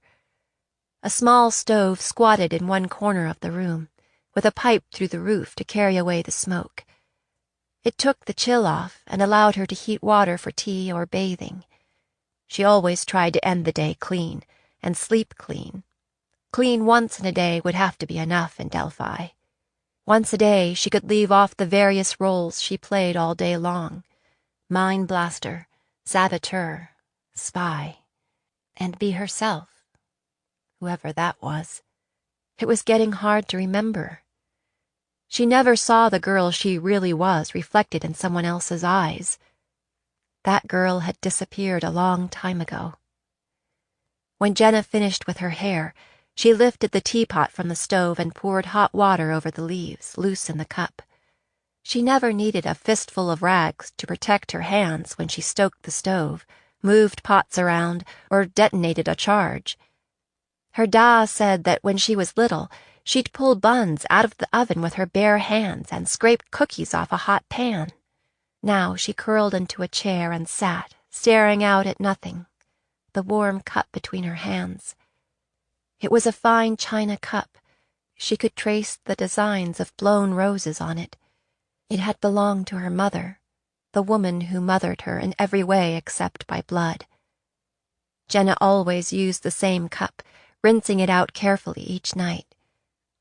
She had few things to remember her mother by, and there wasn't much that was beautiful in Delphi.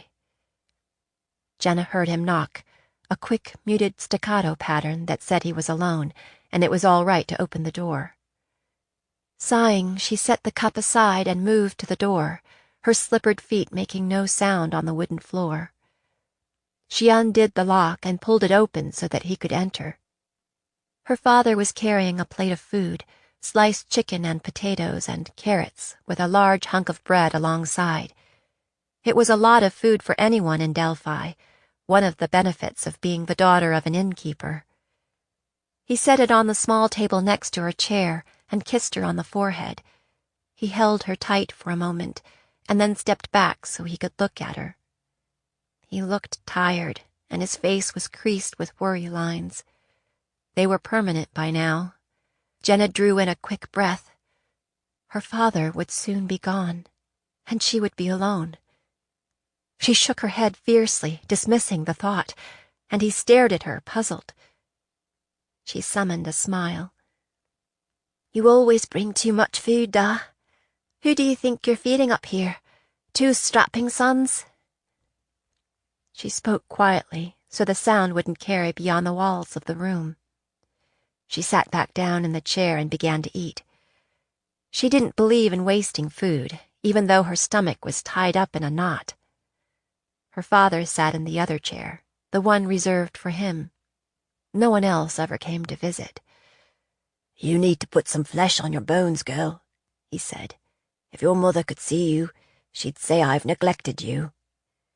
She would say no such thing, she snorted. This was one of their rituals. She cut the chicken into bite-sized pieces and lifted one of them to her mouth. He watched her eat in silence for a while. When she slowed to picking, he reached inside his jacket and withdrew a folded sheet of paper. He unfolded it and handed it to her. She scanned it and handed it back, nodding. I saw it. Who knew that we had a health minister in Delphi? And I wonder who's paying for all that silver. Us, probably. He didn't say anything for a moment, as if saying it aloud would call the demon. Do you think this has anything to do with you? She looked down at her hands. I don't have vermin, she said, misunderstanding on purpose. What if they're looking for the mage mark? He leaned forward, his face prepared for pain. You're never going to get past that old witch and her stories, are you, Father? We've been living scared all our lives because of her. Why did you even listen to her? Her father made a sign to avert evil. She was your grandmother, Jenna. So she said. I believed her, her father said. I am convinced that she was truly trying to protect you. She cared about you, if I'm any judge, and she seemed to be scared to death. She said your father was dead, that he had enemies who would come looking for you, and they would know you by the mark on the back of your neck. That's why she gave you up. That's why she warned us. For all we know, she stole me from my birth parents and didn't want them to find me. You are my father, and my mother is buried here in the graveyard. That's who I honor on the Day of the Dead. Jenna realized her voice was rising and stopped speaking for a moment. You are all I need, she continued quietly. He sighed. We should never have allowed the monks to record your birth. We were just so anxious to have you officially ours, afraid you'd be taken away from us. And Delphi seemed so far away from Arden at the time. It was an old story. They lived their lives in little circles, always rounding back to the same fears, the same conversations. Da, she said softly. I don't have time to worry about bogies and witch marks. If somebody's looking for me, it won't be because of some age-old curse. It'll be because I've been betrayed, because somebody tipped off the blackbirds. That's another thing. I wish you wouldn't do the things that you do. That's surely a job for someone else. You're getting to an age that you should be thinking about marriage and family. How am I supposed to walk out with anybody when I'm dressed like a boy all the time? Jenna snapped. Anyway, why would I bring a child into a world like this? This can't last forever, her father said. Things will change. The Maker helps those who help themselves. Isn't that what you always said? Things will change if we change them. Still, nobody takes the risks that you take. Sooner or later, the blackbirds will put 2 and 2 together. Jenna sighed. She tried to keep her father in the dark about some of her activities, at least. Everything's a risk, she said. Is it less risky for a woman to walk down any street in the city? Is it less risky to work the mines every day, laying charges and setting them off? If not for Riley, I'd be dead already. That's why every day is a gift from the Maker, her father said. Don't waste them in a futile cause. It won't bring Riley back. I'm not just doing this for Riley. I'm doing this for me, for you, and for everyone who suffered at the hands of King Gerard. I don't have time to worry about made-up demons when there's a real one sitting on the throne. Please, Jenna. At least stay out of the taverns. I grew up in a tavern, Jenna said, and I learn a lot spending time in taverns, information that can help save lives. Why is that your job, girl? The work I do is important, and I'm better at it than anyone else in town, least since Bowman got blown up. I'm not going to huddle in a garret while others do my fighting for me. If you can't stay hidden, maybe you should leave Delphi for a while, her father said. I have friends in Tamron's seat. At least I think they're still there. I don't want you going through this inspection, whatever it's for. You read the notice. The city gates are locked until the inspections are over. Anyone who wants to leave has to get approval. And the storms have started, and they say there are wolves already running outside of the town. What she really meant was, I'm not going to run away. She remembered what she'd said to Riley 4 years ago. We are chosen, you and I, and we're destined for great things. We'll write our own story, you'll see. She'd never considered that it could be a short story with a sad ending. The fact was, she didn't believe in destiny or miracles or mage marks. Not anymore. I'll be careful, Da, she said. I'll be fine, I promise. Her father looked at her, chewing on his lower lip. "I have something to show you," he said finally. He lay on the floor next to her bed and pulled out a small chest that was underneath. It had always been there, as long as Jenna could remember, and it was always kept locked. But this time he drew a key out of his pocket and unlocked it. He opened it and lifted out a bundle wrapped in many layers of cloth. He unwound the cloth and spread the contents on the bed. Jenna's hand went first to the dagger. It caught her eye, as shiny things always did. Its hilt was twin dragons twined together and layered with red stones, rubies and garnets, she guessed, though she'd never seen real ones up close. With her free hand, she reached for the mage mark under her hair, brushing her fingers over the stone that centered it. The mage mark hummed with power. "Yes," her father said. "The stones are the same." When she withdrew it from its sheath, the blade was bright and razor-sharp, as if it had not lain under her bed for more than a decade. And along the blade, runes glowed red against bluish steel, letters in a language she didn't know. There was a fitted leather breastplate, also covered in runes, and clearly made to fit a woman, and a pair of finely made leather gloves, not the kind meant to keep your hands warm, the kind that ladies wore to go riding. She pulled them on, and they fit perfectly, extending partway up her arms. She extended her hands, admiring them, then pulled the gloves off and laid them back on the bed. Not very practical for a coal miner in Delphi. Finally, there was a broken pendant on a chain, a fragment of an instrument that reminded her of a spoked wheel, but not quite. It looked to be made of gold, likely brass, with markings all along the edge and a kind of spinner anchored at the center. It tingled a bit in her palm, meaning it was flashcraft. When Jenna looked up at her father, he said, "That's part of a mariner's astrolabe, or made to look like one at least." He took it from her and slipped the chain over her head so that it rested just below her collarbone. "It may help you find your way." Not if it's broken, she thought. Where did all this come from? "Your grandmother left it for you. The pendant was your birth father's. I don't know about the dagger and the rest. Maybe it was your birth mother's." Jenna stroked the leather armor again. People said that northern women rode into battle, shrieking like banshees. Was she a warrior? "I don't know," her father said with a wistful smile. "A warrior. I suppose that suits you, in a way." No, Jenna thought. I'm the kind of warrior who slips down alleys and hides in the dark places, not the kind who rides into battle. Jenna scooped up the dagger again, turning it this way and that so it caught the light. Her mother's. It felt strangely balanced, like it belonged in her hand.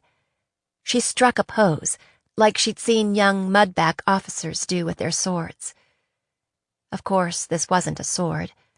This was a weapon that was meant to be hidden and used on the sly. Maybe it suited her after all. She quickly pushed it back into its sheath. There was no point in falling in love with a thing that could put food on the table and a roof over their heads. "You should have sold this," she said. "We could have gone anywhere.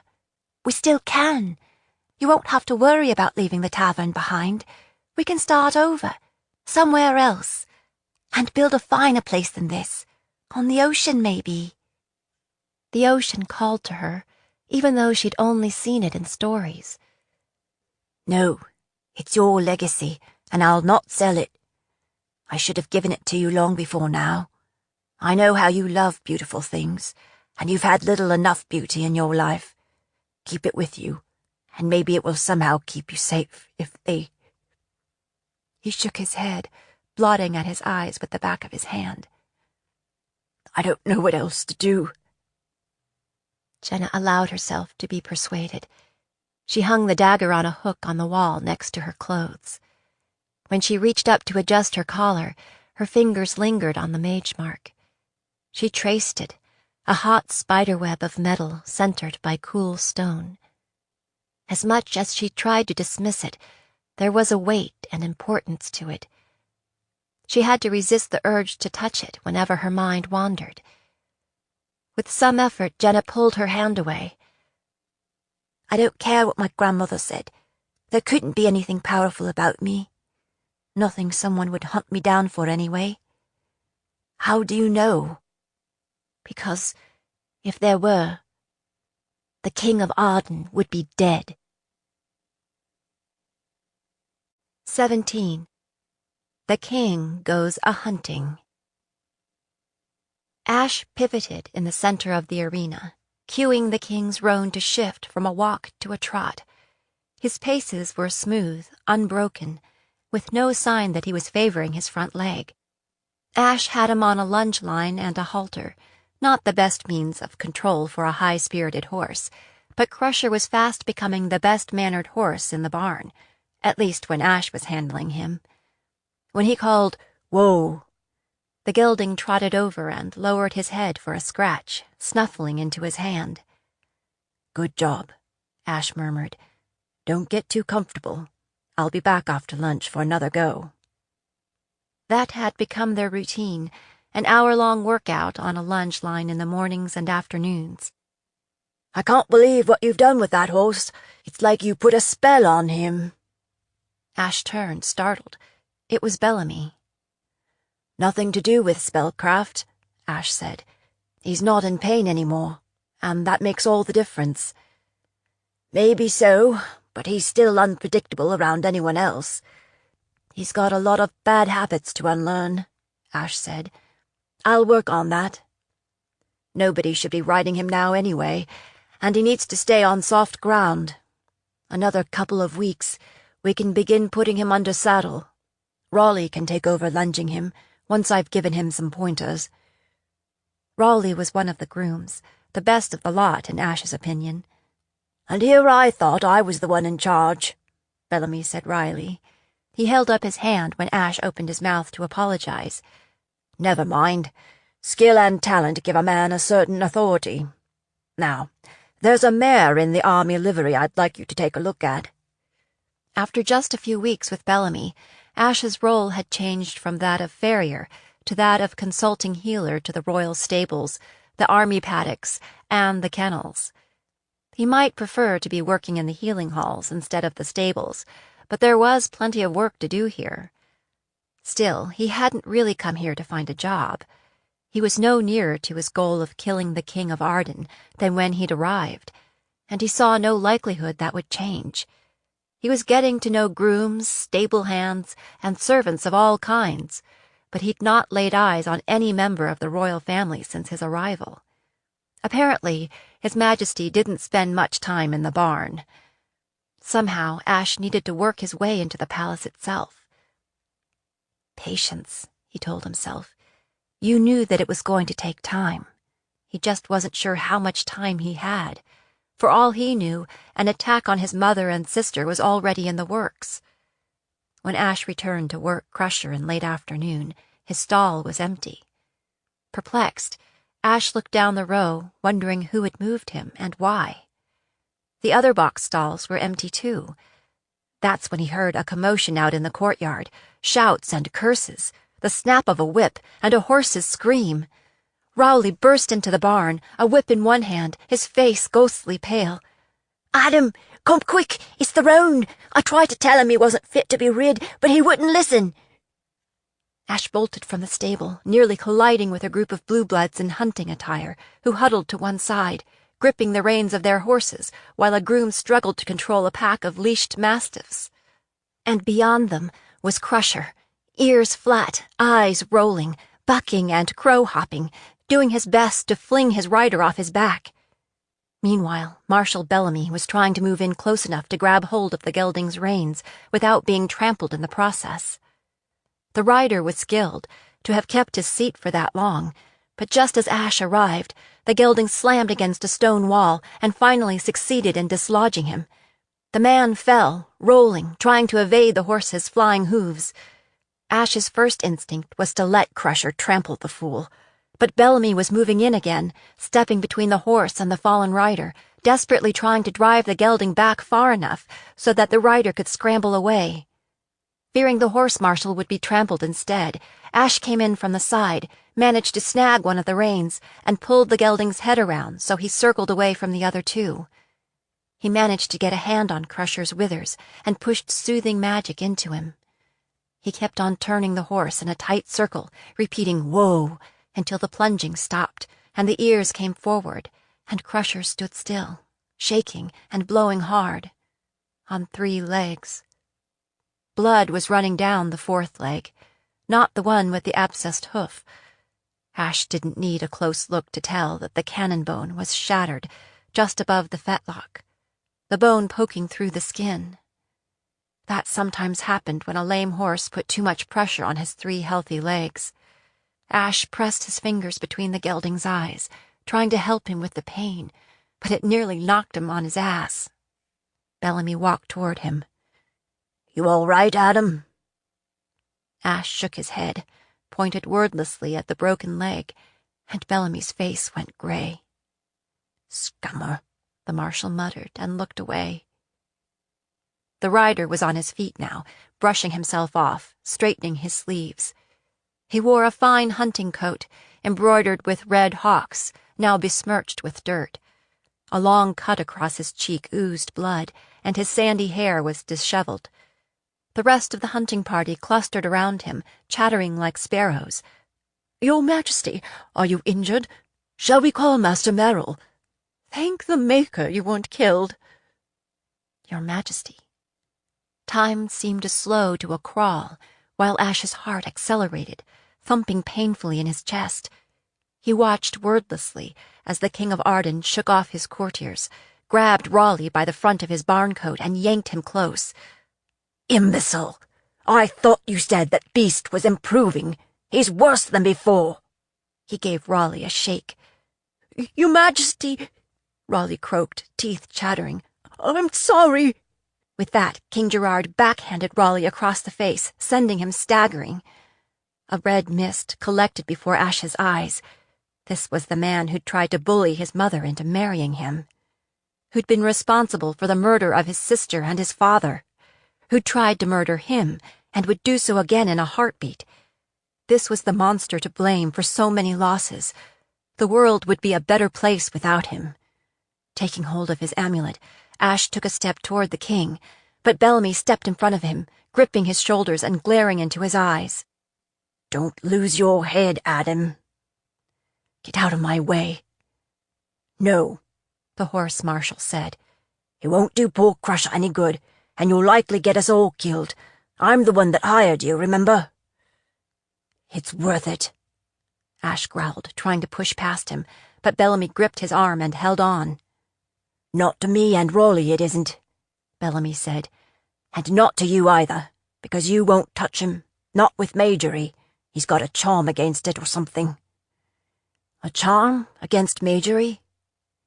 Ash looked past Bellamy to the king, once again surrounded by his anxious crew. "Are you talking about a talisman, or I wouldn't know about such things?" Bellamy made the sign of Malthus.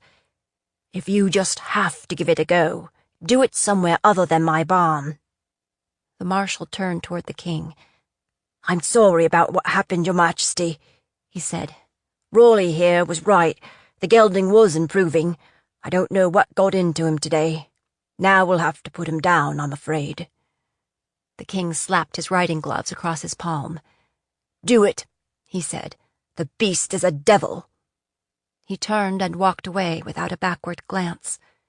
And with him, Ash's first chance at making good on his promise. Ash watched him go. Was he being smart, strategic, level-headed? Or was he simply a coward? 18. Lady of Grace. Destin Karn was in a good mood. For the first time since arriving in Delphi, he felt he was making some measurable progress on the hunt for the rune-marked girl. Even if he never found her, he could at least prove he'd been thorough in the attempt. Not that any kind of failure would play well in Arden's court. He'd just supervised the barbering of 100 women coming off the day shift in the mines. Miners had been especially hard to reach, since it seemed that they were always either working or sleeping. So he'd set up a hygiene station at the army camp on the road to the mines, so it wouldn't take them far out of their way. Over several weeks, Destin had streamlined the hair-cutting process and hand-picked his barbers, choosing the least brutal and the most skillful of Claremont's blackbirds. Each woman treated was fitted with a pair of silver earrings to signify that she had been examined. He'd wrung the silver for the jewelry from the Lord Mayor, who was as corrupt as they come. He hoped that by making the process as painless as possible, citizens would be encouraged to cooperate. The sooner he got it done, the closer he might be to getting out of Delphi. He only wished he could get Shed of Claremont, who insisted on helping. In fact, the captain of the guard was sticking to him tight as a horse-tick. Destin and his blackbird Shadow rode through a blinding snowstorm all the way to town, the sound of their horses' hooves muffled by the thickening blanket. When they finally reached the city gates, they had to hail the guards to be admitted, the result of Destin's order. As they entered the city, Destin realized he was tired of the mug and mutton, over-familiar with all of its marginal fare, and weary of the serving girls who scattered at their approach. Maybe it would be worth visiting one of the smaller inns, a place they hadn't quartered in. The food might be better, or at least different. He'd heard good reports about the Lady of Grace in the quiet North End, so he decided to give it a try. Claremont, of course, tagged along. A painting of a beautiful noblewoman decorated the sign outside. The entrance opened into a large front room with a fireplace at one end and a heating stove at the other. The common room was full. Destin hoped that boded well for the food. Before he chose a table, he walked the length of the room and stuck his head into a smaller room at the back. It had a fireplace also, and tables for playing nix and bones. Destin and Claremont settled themselves in the corner of the main room and ordered up mugs of ale and meat pies. When the pies came, they were enclosed in a tender, flaky crust, fat with meat and vegetables. Destin focused on his food until the edge was off his hunger, and then he once again began to take an interest in his surroundings. The crowd in the Lady of Grace was more genteel than that which frequented the Mug and Mutton. For one thing, there were women among the customers as well as the help. There were merchants and tradesmen, and travelers complaining about the locking of the gates. A few off-duty officers from the regular army shared a large table at the back. As usual, people kept their distance from Destin and Claremont, but it was less obvious than in the rough-and-tumble atmosphere of the Mug and Mutton. Some kind of entertainment was going on in the far corner. A crowd had gathered around a table, some standing, some sitting, including soldiers, guardsmen, and travelers. Although Destin couldn't see above the heads of those who were standing, they were all staring down intently, and now and then they broke into laughter, sometimes elbowing each other as if to say, "Good one." Could be a storyteller, Destin thought, though it was difficult to fathom why a traveling tale-spinner would visit Delphi this time of the year. The weather and the tips were better farther south. The party in the corner went on while Destin finished his meat pie and ordered up another mug of ale. Finally, it seemed the show was over. Some people drifted away, reclaiming their own tables again. He could just make out somebody sitting against the wall, and then some more patrons gathered around, blocking his view again. When his server brought his ale, he asked her what was going on. "It's a fortune-teller. He reads the cards for people, moves from inn to inn. People seem to like him. Calls himself Lyle Truth-Teller." She grinned. "Ofttimes he tells too much truth, as some were found. But he always draws a crowd." Destin was mildly curious. When it came to entertainment, a fortune-teller was rarer than a tale-spinner or a musician.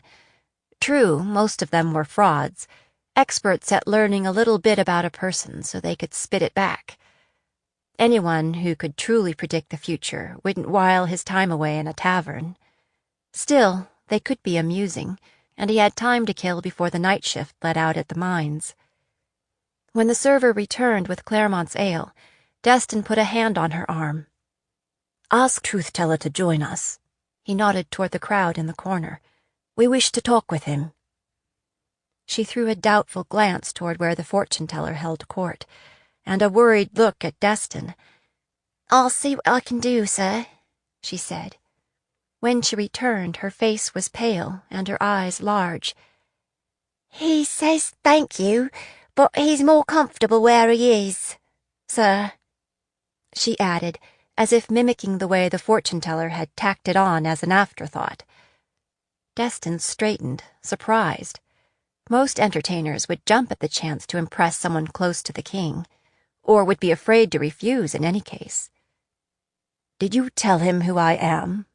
He turned the mug in his hands. "I did, sir," the server said, licking her lips. "Maybe the spell is on him. I'm not sure I was getting through, if you know what I mean. I wouldn't take it the wrong way, sir, if I were you." Claremont gripped the server by the wrist so that she cried out in pain.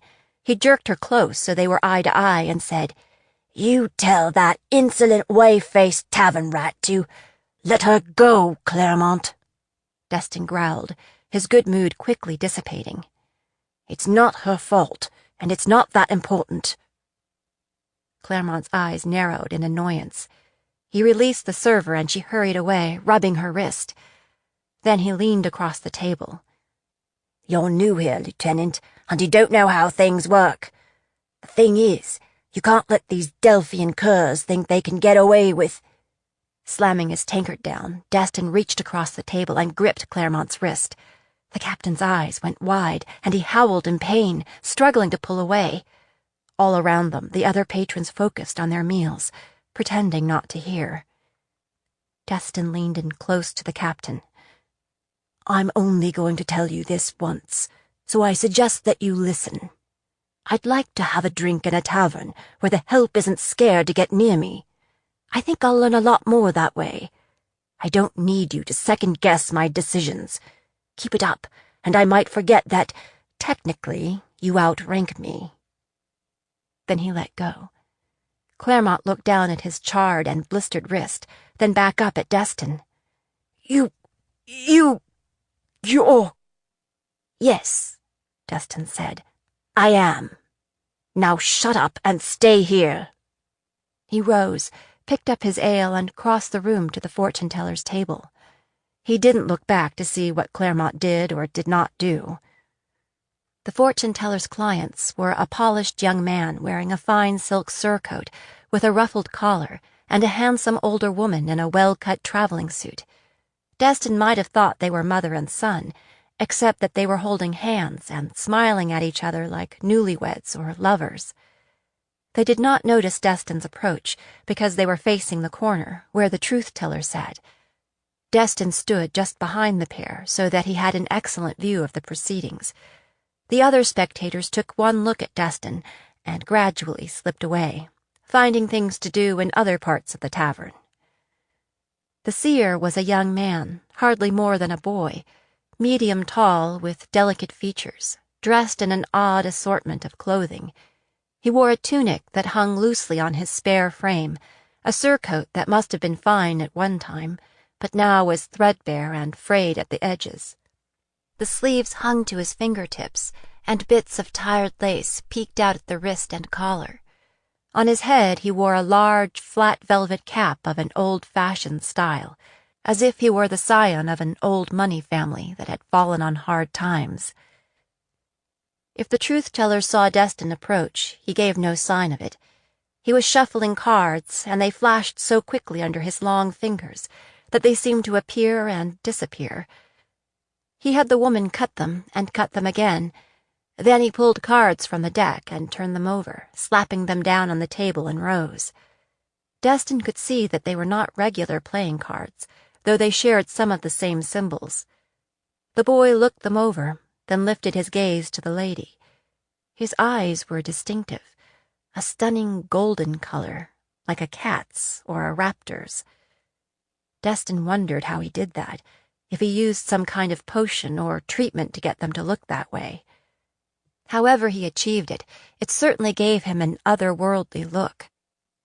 "I see a long journey," the boy said.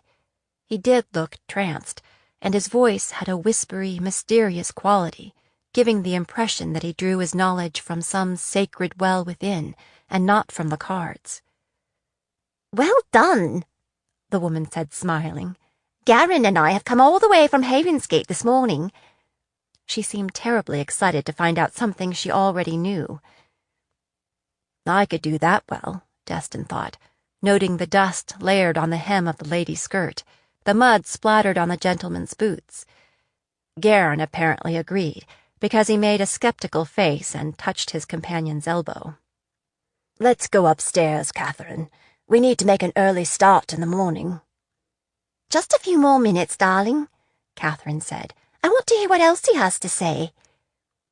The boy picked up another card. This time he looked directly at Garin. "You will lose a great deal of money." The young man rolled his eyes. "Oh, really?" he said.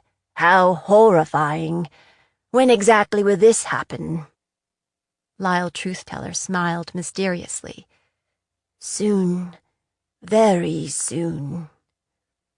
"Will I be robbed? Will I have bad luck betting on the horses?" The young man gulped down his drink and signaled for another. Truth-Teller turned another card, ran his finger over its surface, and looked up at Catherine. "You are being deceived by someone close to you," he said. "Really?" Catherine glanced at Garin. "Can you tell me who it is?" "The cards tell us what they will tell us, but not always everything we need to know." Another easy guess, Destin thought. In his experience, family and friends are always the first to stick a knife in your back. Garin seemed a little rattled, though. He shifted in his seat and looked toward the stairs again. Truth-Teller fixed Garin with a penetrating gaze. "I see a letter addressed to you from Angelique." Garin turned white as the snow that was falling outside. What do you mean? I don't know any Angelique." Catherine stared at him in surprise. "Why, Garin, of course you know Angelique, the clerk in my shop in Whitehall." Garin planted both hands on the table and pushed to his feet. "Let's go. This is a waste of time." "It says—" The seer frowned, as if trying to make out a hazy script. "It says, I'm not going to sleep with you any more, you faithless bastard." The young man shook his head, his mouth forming a no, though no sound came out. Catherine was looking alert and interested now. "Excuse me, what's that again?" "I think I've caught something from you, Garin," the boy went on, eyes half closed. "I'm itching where I never itched before. If you're looking for that silk dressing gown, the one with the dragons—" "Dragons?" Catherine looked from Garin to Truth-Teller, startled recognition on her face. "You left it here, but don't come looking for it, because I threw it in the dust bun." Truth-Teller squinted. "I guess that's dust bin. If you think you can come back here any time you please and wrap your legs around my—" "Enough!" Garin roared, as if trying to drown out the Truth-Teller. "Don't listen to this scummer-tongued devil." He stumbled a bit over scummer-tongued. "Come, Catherine." He stalked toward the stairs, looking back over his shoulder once to see if the lady was following. She wasn't. She sat staring thoughtfully at Truth-Teller, who sat relaxed, expressionless, his arms circling the cards on the table as if protecting them. Catherine stirred then, seeming to shake off a bit of disappointment. She reached into her handbag, drew out a small pouch, and tossed it onto the table without counting the contents. It clanked as it landed heavily. She didn't look happy, but rather like someone who has had a narrow escape. "Thank you, truth-teller," she said slowly. "I think you have saved me a great deal of grief." She rose from her chair with great dignity and walked away, back straight toward the stairs. The boy swept the cards together and shuffled them again, staring straight out in front of him. The pouch had disappeared.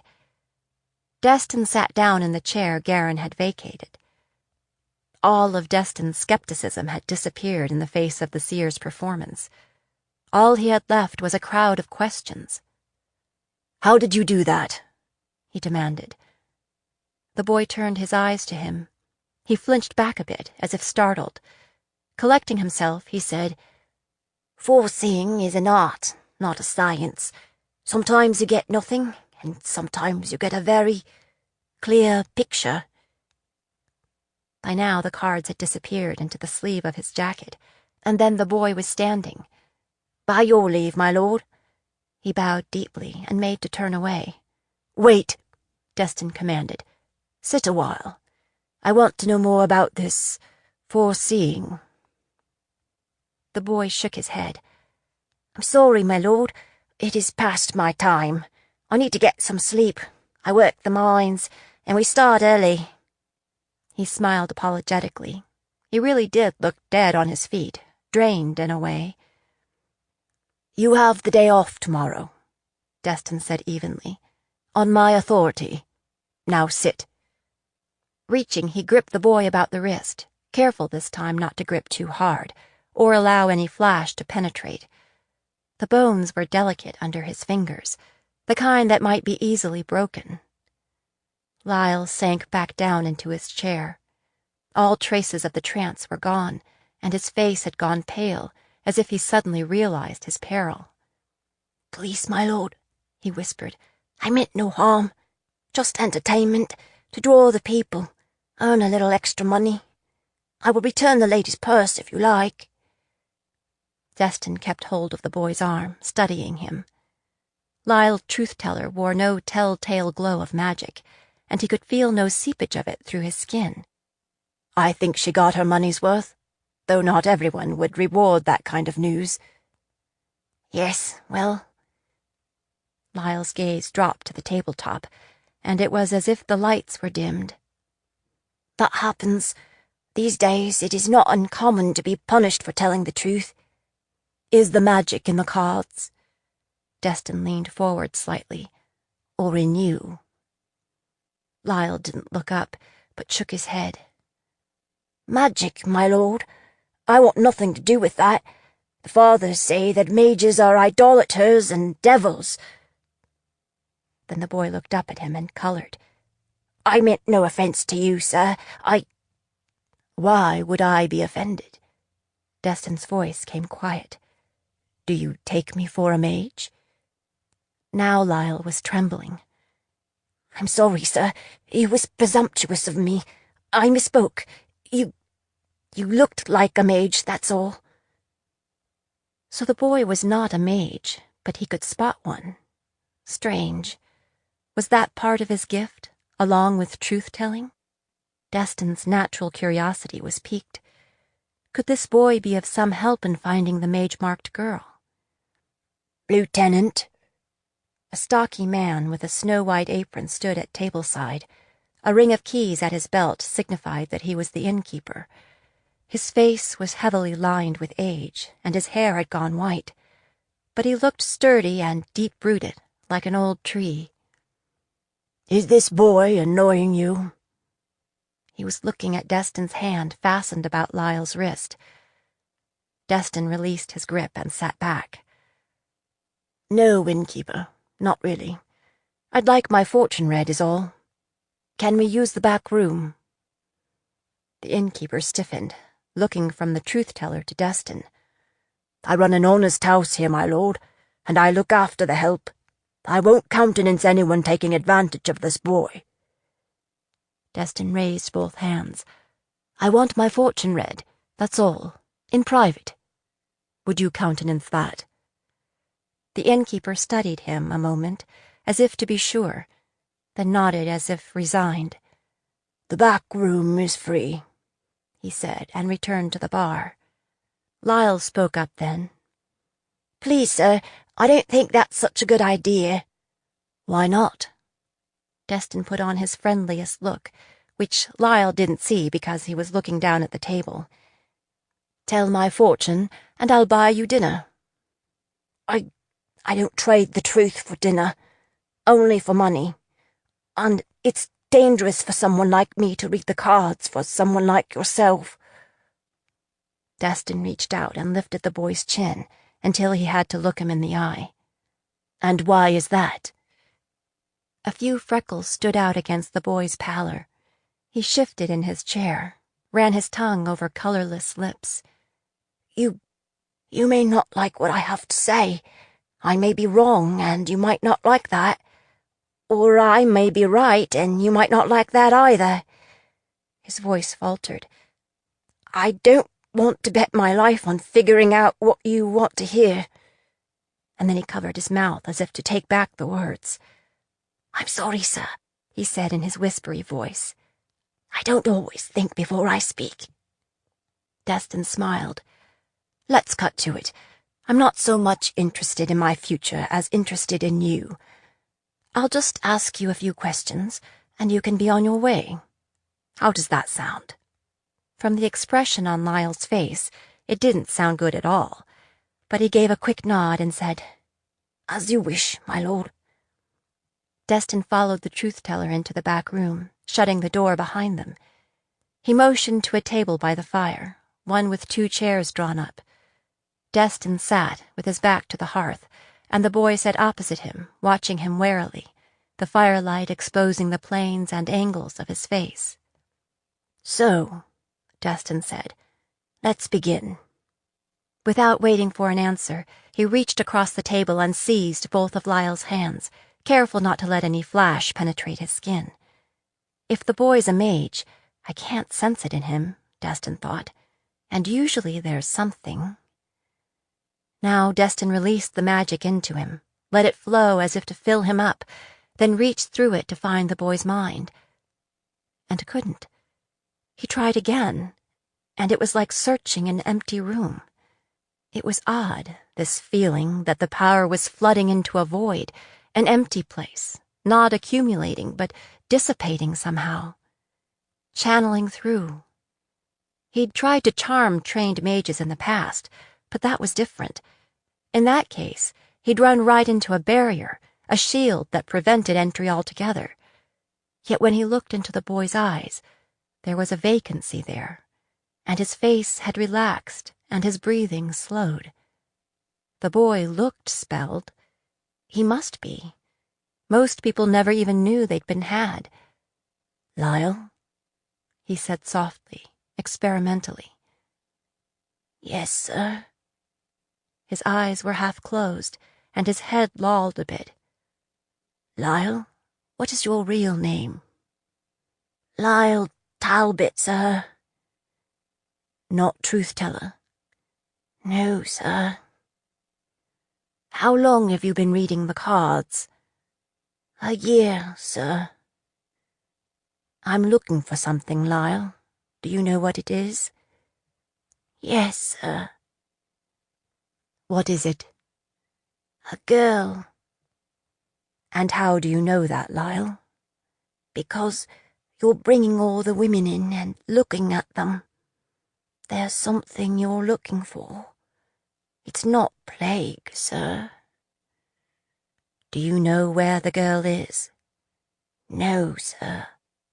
"Will we find what we're looking for?" Lyle frowned. "I don't know, sir." "Is there magic in you, Lyle?" Long pause. "No, sir." "Is there magic in the cards?" Another long pause. "No, sir. But people like to think so." Destin blew out his breath, exasperated. "How did you do what you did with Garin and his girlfriend?" Lyle shifted uncomfortably. His hands became slippery with perspiration. I talked to them before, and they agreed to act it out. Sometimes rich people think it's fun to play act. I did it for the crowd. It brings in business. I didn't think you would come and listen. So it was an act, truth-teller. Destin's voice was harsh with disappointment. Yes, sir. I'm an entertainer. I don't mean any harm. Had he really hoped this boy had the gift? Was he really so eager to hear the truth? Destin sat silent for a moment. "What's my mother's given name, Lyle?" he asked softly. I don't know, sir. The boy shook his head quickly, too quickly. "What's your mother's name?" Destin snapped. My mother, the boy said, seeming flummoxed somehow. It's Frances. Frances was her name. What do you see when you look at me, boy? I don't know. Destin tightened his grip, twisting until Lyle's face went sheet white, and he cried out in pain. What do you see? I see a ship, my lord. You were climbing in the rigging, and a beach, and you were walking on the beach, holding hands with... That's enough! Destin all but shouted. He stopped the flow of power and released Lyle's hands. The boy sat, eyes closed, trembling. Destin regarded him thoughtfully, rubbing his chin, turning over what he'd learned. Sir, did you want to ask me something else? Did I answer any questions? Lyle seemed agitated, upset, as if afraid he'd made a fatal mistake. You did fine, truth-teller. I am satisfied. Go back to your patrons. Lyle sat for a moment, staring at Destin, looking as if he wanted to say something else. I said, get out! The fortune-teller rose and half stumbled from the room. Destin watched him go, drumming his fingers on the table. I spelled him, so he should have been telling the truth. Yet he lied, with bits of truth mingled in. The truth-teller claimed he didn't know Destin's mother's name, but when asked what his own mother's name was, he'd stumbled and said Frances. Destin's mother's name had been Frances. He debated. The boy was frightened as it was, and he did respond to pain. He could bring him back in and lock the door, and it wouldn't take much persuasion to get the truth out of him, if there was more to know. I see a ship and a beach. A cold rivulet of fear trickled down Destin's spine. He had his own secrets after all, and there was no telling what the truth-teller would reveal if pressed. There were some truths Destin didn't want told. He didn't want to have to kill the boy. The boy wasn't going anywhere, so he had plenty of time to make a decision before he returned to Arden's court. Maybe he'd just leave the boy be, let him keep whatever secrets he was holding close. So, should he go back to the mug and mutton? No. He preferred the Lady of Grace for a variety of reasons, including this private room in the back. When he returned to the main room, it was still crowded, but Lyle Truth-teller was nowhere to be seen. Destin found the innkeeper clearing off some tables. He looked up and flinched when he saw Destin. Did the boy read your fortune, my lord? Were you satisfied? I was, Destin said. He's very impressive. What can you tell me about him? The innkeeper set a tray of glasses on the bar, turned and faced him. He works all the inns around here, and he always draws a crowd. He has a rude tongue in his head, though, and some think he crosses the line. If you're concerned, my lord, I won't have him back. On the contrary, I believe the boy has a gift. I hope you'll keep him on here. In fact, I insist. Destin made it clear that this was an order and not a request. The innkeeper nodded, shifting his weight from foot to foot. If that's your wish, my lord, I'll see it done. What is your name, innkeeper? Will Hamlet, at your service. Will, I'll be moving in here tomorrow. I'll want one of your best rooms, with a door that locks, and board as well. I'm sorry, Lieutenant, Will Hamlet said, licking his lips. We're full at present. Then kick someone out, Destin said. I'll also be needing the use of your back room for a few weeks anyway. The back room? What for? Destin forgave the question, since he could tell the innkeeper was terminally nervous. I intend to cut some hair. 19. Fire in the Hole. It was late, so late that the last of the resident stable boys had already burrowed into the straw to sleep. Ash had assisted with a breech foaling of a mare down at the military barns, and that had put him behind. It had been a week since he'd put the king's gelding down. He'd insisted on doing it himself, by using magic to stop the blood as it rushed through the great artery in his neck. It was a painless death, as far as he could tell, but that didn't make it any easier. It was a horse, but that didn't make it less important. It was one more piece of evidence that there was no place to hide in all of the 7 realms where the evil at the top of the Ardenine Empire didn't percolate down. Ash might try to turn into somebody else, Ash Hansen or Adam Freeman, but the King of Arden would not. He wouldn't stop killing until he'd extinguished the Grey Wolf line. Ash wished he had let Crusher kill the bastard, and he would have if he'd known who the rider was, and if it hadn't meant risking Bellamy. He couldn't afford to let those kinds of opportunities go by. Options? He could poison the river, but it was a stinking sewer already. Nobody drew water from the river, unless they had no other choice. He might get at the cisterns and wells in the palace, but too many people would die, and still there was no guarantee he'd hit his target. He'd tried to get in to see Meryl in the healing halls again, and had been turned away.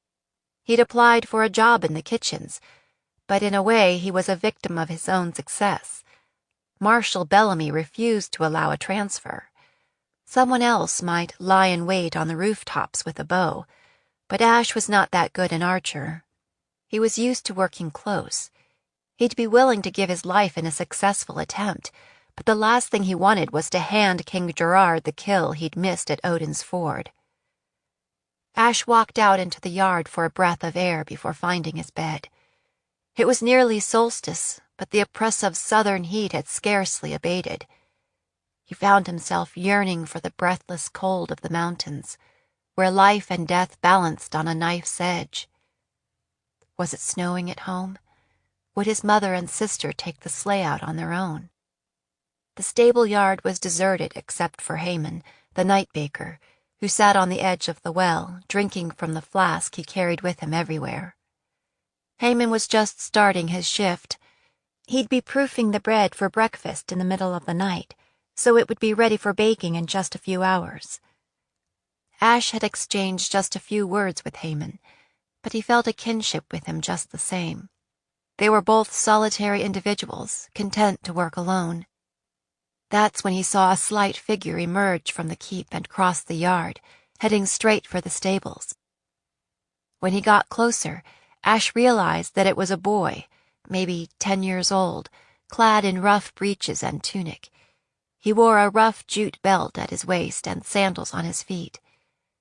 Ash knew work coming when he saw it, and he thought of fading back into the shadows before he was spotted, but it was already too late.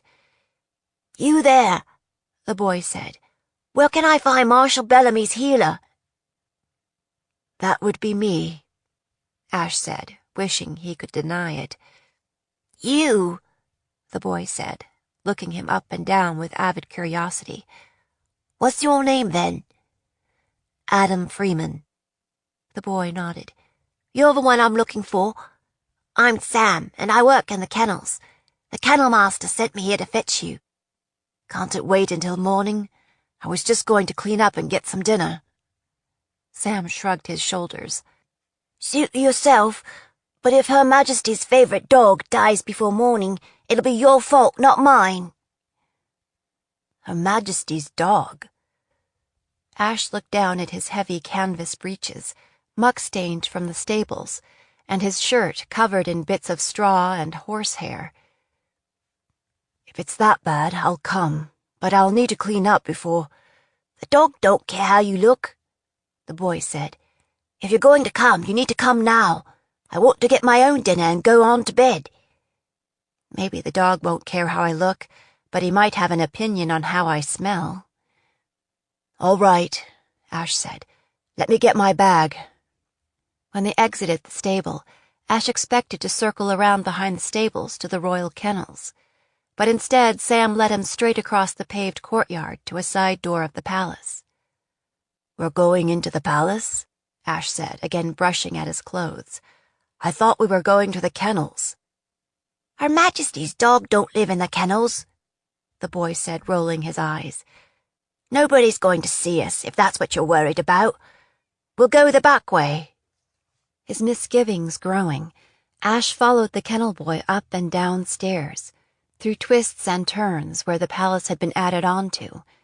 As they hurried down the walkway next to the kitchen, he felt the searing heat from the ovens. Haman must be in there, getting ready to begin the baking for the next day. Though Ash tried to keep track of the turns they made, before long he was hopelessly lost. Sam was true to his word, leading him through back hallways and not the main corridors. Eventually, they descended to the cellar level. That was plain enough, dank and dark and significantly cooler, lined with roughly hewn stones. It was like walking a maze, up and down narrow passages, around barricades and through storage rooms. Where exactly are we going? Ash asked, sorry he'd agreed to come. Don't tell me the Queen keeps her dog in the cellar. You said you didn't want anybody to see you, right? Sam said, circling around a puddle on the floor. This goes under the courtyard and comes out by the Queen's apartments. It's a shortcut.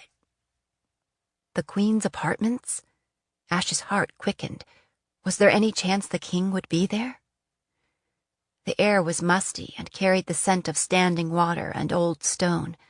The only light came from torches set into the walls at intervals, but those were few and far between. After being so chatty at first, Sam said little except to offer direction now and then. He seemed a little nervous himself, crying out when a rat skittered along the wall, jumping at every little rustling in the dark. Once Ash touched his shoulder and he flinched away like he'd been burned and made the sign of Malthus. Before long, Ash was jittery too. He pressed his arm against his side, verifying that his shiv was still in place, and gripped his amulet, feeding it power. They ended up in a warren of storerooms filled with barrels and casks and sacks piled almost to the low ceiling. There were rows of barrels of the lubricant used to grease wagon axles and carriage wheels, food supplies and kegs of kerosene for the stoves as well. Sam led the way through the storeroom toward a door at the far end. I think you're lost, Ash said finally, as they passed a narrow staircase. I'm not lost, Sam said stubbornly. It's just up here a little ways. Don't worry, Ash said. Let's just go back to the main floor and ask someone.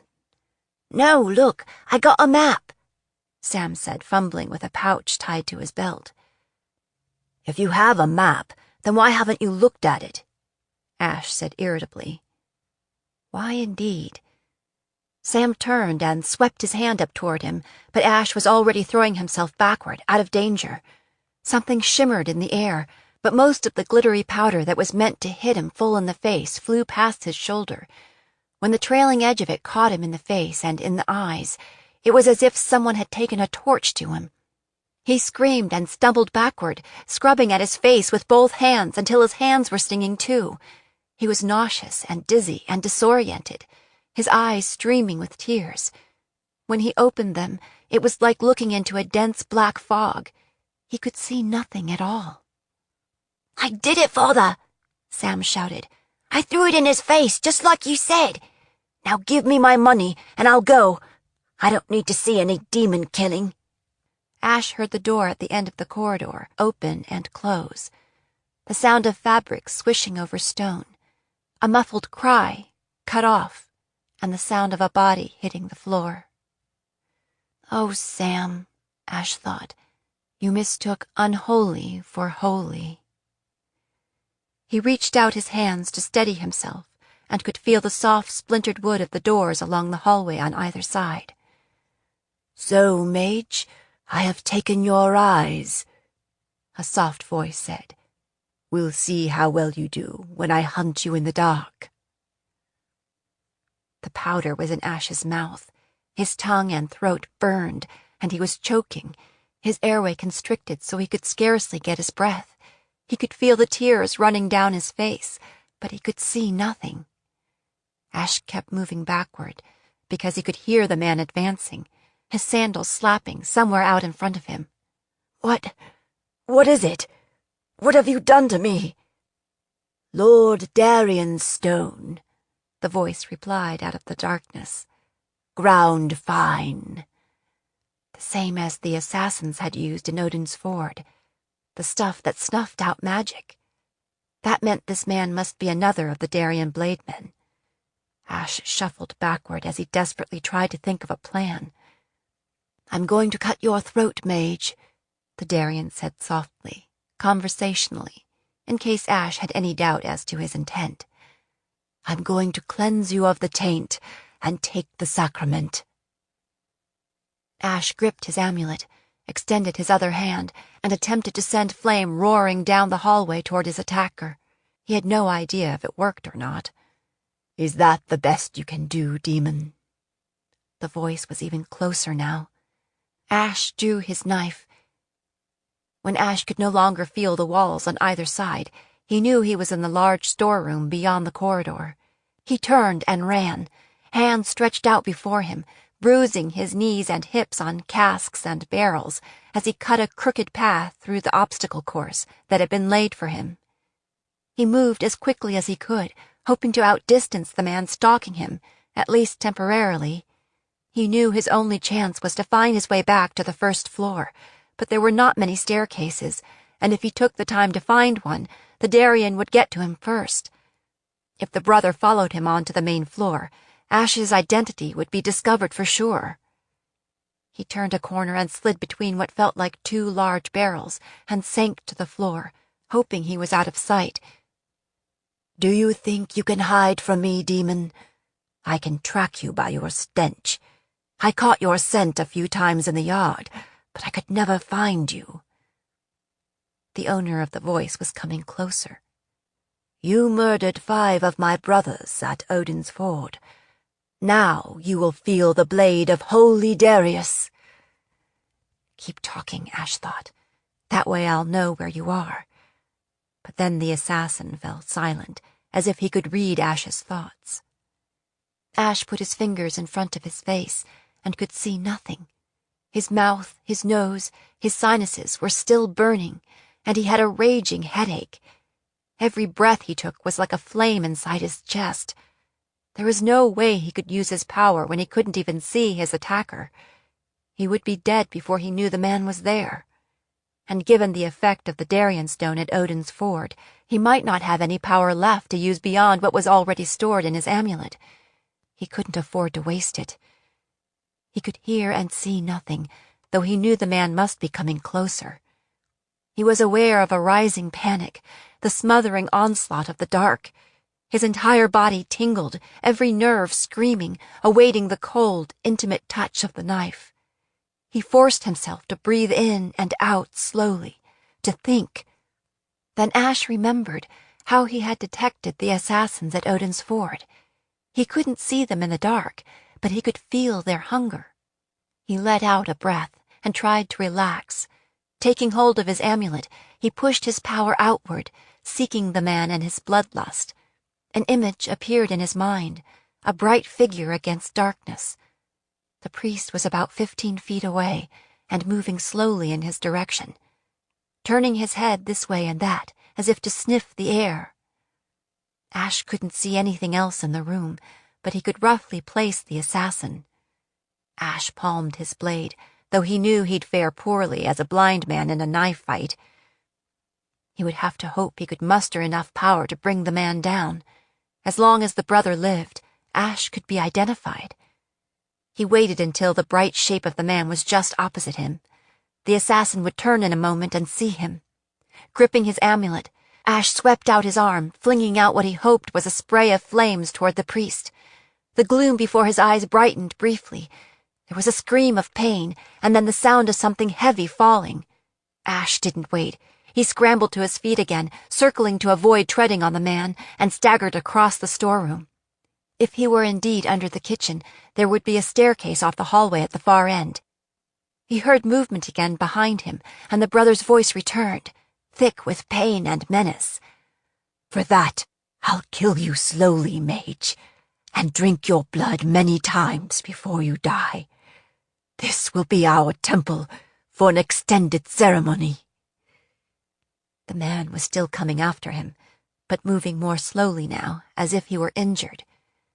Ash shoved over barrels, rolling them into the path of the hunter behind. He staggered to his left, as far as he could, until he found the wall. Then he followed along it, hoping to find the way to the stairway. In his mind, he could see the shape behind him, mad with rage and need. His groping hand found a small cask, stacked atop a barrel, and he lifted it and tossed it blindly over his shoulder. It smashed on the stone floor, and something splashed against his ankles. He caught the pungent scent of kerosene. Finally, there was a vacancy under his questing hand, and he knew he'd found the doorway. He launched himself through it. The stairway should be somewhere along the corridor to the left-hand side, unless he was completely lost. Then he was a dead man. At least there were not so many obstacles in the corridor, and he moved along more quickly, trailing his hand along the wall to keep himself oriented. And then, once again, there was an opening. As he turned into it, something sang past his ear and clattered on the stone floor ahead of him. He flinched ineffectively, unsure which way to jump. His questing foot found a step. It was the staircase. He flung himself upward, half stumbling, half crawling up the stairs, afraid a misstep would send him tumbling backward. The blade man was close on his heels, his breath rasping in and out. Something slashed across his ankle, and he felt a searing pain. The Darien was trying to cut his tendon, to disable him, perhaps still hoping to prolong the kill. Ash kicked wildly, felt his foot crunch into bone, then turned and threw his knife. The priest shrieked, but Ash kept climbing, sucking down painful breaths until he crested the stairs. The darkness before his eyes seemed a little brighter, and he could feel the dry heat from the ovens. He must be in the kitchen. His hand struck a tall wooden vessel standing at the top of the stairs, with a round indented top. Another barrel. Apparently someone had brought it up the steps, but had not bothered to move it to wherever it was to be used. Ash grabbed its top, lifting and manhandling it into position. He gave it a shove and heard it bumping down the steps. The assassin screamed, and then there was the sound of the barrel exploding as it hit the stone floor at the foot of the stairs. Ash sent what he hoped were balls of wizard fire rolling down after it. He heard a whoosh, as if all the air had been sucked away around him. The heat was suddenly blistering, and he staggered away in what he prayed was the direction of the door. The door to the outside had been left open to release some of the heat of the kitchens, and the cool draft of air guided him. He crossed the threshold and felt the dirt and stones of the courtyard under his feet. The well would be ahead at the center. Although he knew he should just keep moving, should try to get as far away from his attacker as possible, he just had to wash the awful dust away and hope. He had heard of blind healers, those who used only the gift, but he didn't want to be one if he had a choice. He almost stumbled over the low wall around the well. There was always a bucket of water sitting on the ground beside it with a gourd for drinking. He groped for it with both hands. When he found it, he dropped to his knees next to it, grasped each side of the bucket, and plunged his head into the water. The water was icy cold, and there was almost immediate relief, although his eyes and face still burned. He scrubbed at his face with his hands, rinsing it again and again, opening his eyes to allow the water to sluice the burning powder away. When he lifted his head, the cold water sliding down his neck, he found that his vision was returning. He could see the shapes of the buildings that surrounded the courtyard, the bright, bloody haze around the torches in the niches along the wall. Shuddering with relief, he immersed his face once again. He felt, rather than heard, a concussion, like an earthquake under his feet, and then another. He sat back on his heels, shaking his head like a dog, flinging water everywhere, and looked back toward the palace in time to see one wall of the kitchen slowly collapse into shards of stone. In his panicked state of mind, he thought at first it was the work of the Darien priest, bent on vengeance. Then he realized what was happening. He could picture all those barrels of lubricant in the basement, the barrel he'd shattered at the foot of the stairs, the wizard fire he'd sent after the assassin. When he saw the bright flicker of flame in the kitchen windows, he knew the conflagration was of his own making. Then, incredibly, a figure appeared in the doorway of the kitchen, a dark outline against the brightness behind. It can't be, Ash thought desperately. The priest was impossible to kill. Ash found a metal rod on the ground next to the well and wrapped his fingers around it.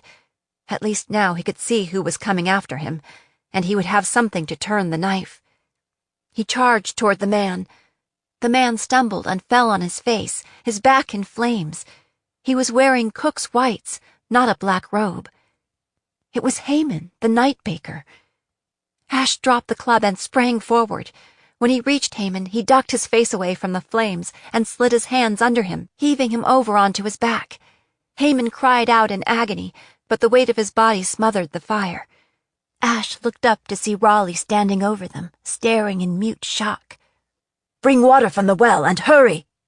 Ash turned the baker back onto his stomach and tore away the charred strips of cloth that covered his back. Haman's flask rolled out onto the ground. He must have been passed out somewhere in the kitchen when the fire broke out. There was very little fabric left unburnt, and the flesh beneath was charred as well, with patches of black and pink, like poorly roasted meat. Raleigh was hovering with a bucket of water, and Ash took it and poured it over Haman's blistered back. The cook screamed out again and then went limp and didn't say anything more, which was a blessing. Ash sent Raleigh for more water while he struggled with himself. He wanted more than anything to disappear. He had no idea if the assassin was alive or dead. If he was alive, the Darien priest knew his identity. If he talked, Ash would never leave the city alive. He didn't know what the baker had seen either, and might talk about later. But he also knew Haman would die without treatment, and it was his fault. Raleigh had seen him too, and would ask questions if he disappeared. It wasn't like he had a real choice. Ash squatted at Haman's head and put one hand on his shoulder, where an area of skin was still whole. He grasped his amulet with the other. He hoped the lingering effects of the Darien stone wouldn't interfere with what he had to do. Healing a serious injury was less of a matter of expending power than of absorbing Haman's pain and injury into himself. He closed his eyes, concentrated, searched Haman for the pain, embraced it, stopped the flow of fluids to where they didn't belong, redirected them, found the discontinuity that heralded an injury, began to reestablish the connections. This was healing at its most basic, healing without tools, reserved to those with the gift. Time passed. He didn't move. He was vaguely aware of the commotion around him, people shouting, carrying water from the well, fighting the fire. Later, he sensed rather than saw an accumulation of people watching, but he didn't open his eyes. Haman was doing his best to cast off his ruined flesh. Ash knew if he became distracted and lost control of his patient, he wouldn't get him back. Finally, he sensed that there was no more pain and discord to gather, and Haman seemed securely resettled in his body once more. Ash shuddered, let it go, sat back on his heels, and opened his eyes. Haman's back was bright pink, the color of skin that has been too long exposed to the sun, but the blisters and charring were gone. The cook was breathing, slowly and evenly, like a man asleep. The light and heat of the fire had diminished, and Ash realized there was still a crowd of people around him. Without raising his eyes, he could see expensive boots, and the well-worn, sturdy boots of soldiers. "Well done, healer. Miraculous, even." The voice came from behind and above him. "Only I wonder why you and I have never met before."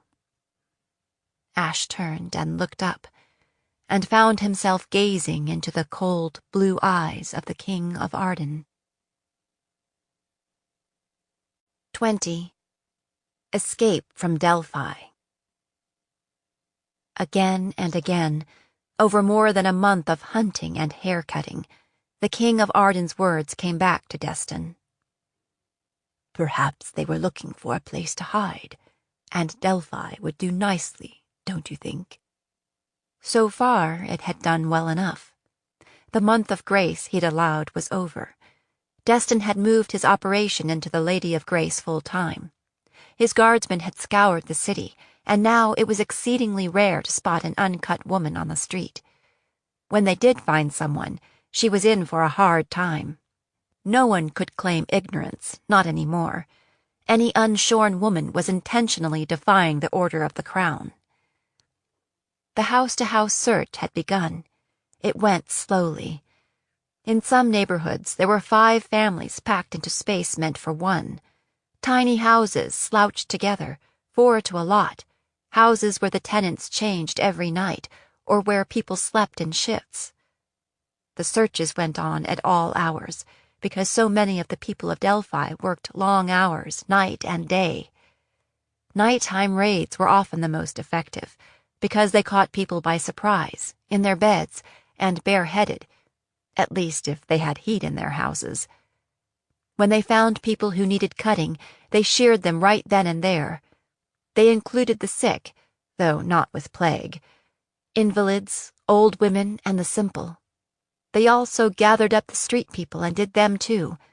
Many of those actually did have vermin in their hair. Destin didn't care to throw anyone in jail.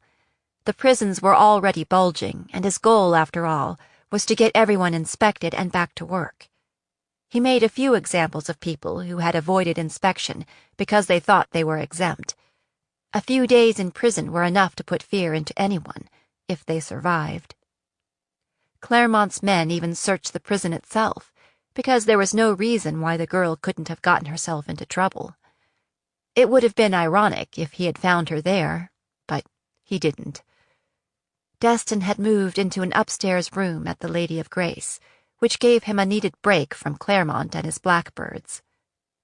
Lyle Talbot Truth-Teller continued to work at the inn 1 or 2 nights a week. Destin chose to leave him alone for the time being. The boy avoided Destin when he could, without making it obvious. He seemed pale and withdrawn, nervous as a sparrow. The weather stayed miserable. The howling wind blew away anything that wasn't strapped down, and the snow drifted, in places swept almost clean away, in other places burying houses to their eaves. The town was running out of places to pile it, even when they shoved it out of the way. It never melted, but only packed down a little as new layers fell. The snow turned a gritty gray soon after falling, so new snow was only a temporary improvement. Destin cursed the girl roundly, every day, in case she was alive and vulnerable to curses. Few travelers came to Delphi, or sought approval to leave either, which was more surprising. One night Destin was sitting in the common room at the Lady. He'd just finished dinner and begun working on his second ale. It was one of those low moments when he wondered if he was destined to become a permanent resident in Delphi. He needed to find the girl, wherever she was, or make a new plan for the rest of his life, however short that might be. There were few people in the inn that night. The weather was nasty, and payday was a long way away. Lyle was taking a break from foretelling, and was eating his dinner in a corner with his back to the room to discourage any interruptions. When it was crowded, Lyle rarely ate while on duty. He never got a chance. but Will Hamlet sometimes spared the boy a bowl of stew or a meat pie when it was quiet. Claremont was hanging around, too, in case his men discovered any unshorn women out on the streets. He sulked in the corner, nursing his fourth ale. Two of his men, Hartigan and Verden, were sharing a table in the back. They were the best of Destin's barbers. Destin was just contemplating whether he really needed a third ale when a man bulled through the front door, cursing and complaining loudly about the weather. The stranger stopped just inside with a great stomping of feet to clear them of snow. It melted into slushy gray puddles when it met the heat of the stove. He was wrapped in a huge woolen cloak, and it took him several turns to unwind himself from it and shed hat, gloves, and muffler. He was red-faced and heavy-set, one of those people who create a commotion wherever they are, just by existing. Destin glared at him sourly over his mug of ale. The stranger carried an instrument case that he set carefully aside on a bench. "Hey, Will Hamlet," the man said cheerily. "How you be after so many years?" Will looked up from wiping out tankards behind the bar. "Do I know you, sir?" he asked mildly. "Why, I'm Hamish Fry, fiddle player and tail spinner of renown. I played an engagement for you maybe 10 years ago. I really brought in the customers, if you'll remember. I wondered if you might have need of a little entertainment here again." He looked around the nearly empty room. "Looks like you could use a bit of commerce." Will shrugged. "We've been pretty steady of late. We have a fortune-teller, and he's popular." He nodded at Lyle, who didn't turn around.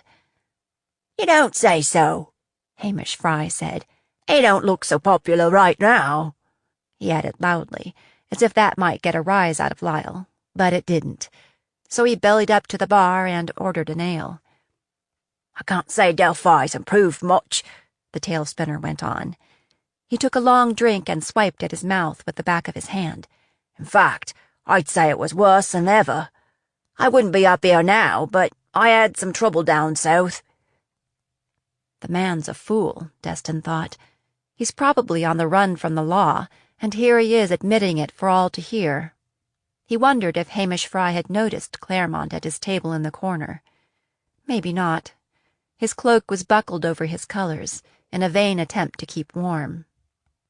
"You know, there's one thing I'm missing that would improve things around here," Fry said with a grin. "The best thing in Delphi. Where's that daughter of yours, Will? Pretty little thing, as I remember. She used to sit and listen to my stories. Polite she was. I bet she's turning heads now." Daughter? Will hadn't mentioned a daughter. Destin looked up to see that the innkeeper was still polishing pewter, but all the blood had drained from his face. After a long pause, Will said, "She died 4 years ago." "Died?" Fry reared back, surprised. "Well, that's a bloody shame. How'd she die?" Will darted a glance at Destin, licking his lips as if his presence made him nervous. "There was some trouble up at the mine," he said finally. "There were several killed, and she was one." It was odd, the way the innkeeper was reacting. If his daughter had died 4 years ago, he should be used to answering questions about her, unless she had been involved in something she shouldn't have been. Had there been some kind of rebellion or riot 4 years ago? "What was her name, Will?" "Her name?" Will had been polishing the same tankard for the entire conversation.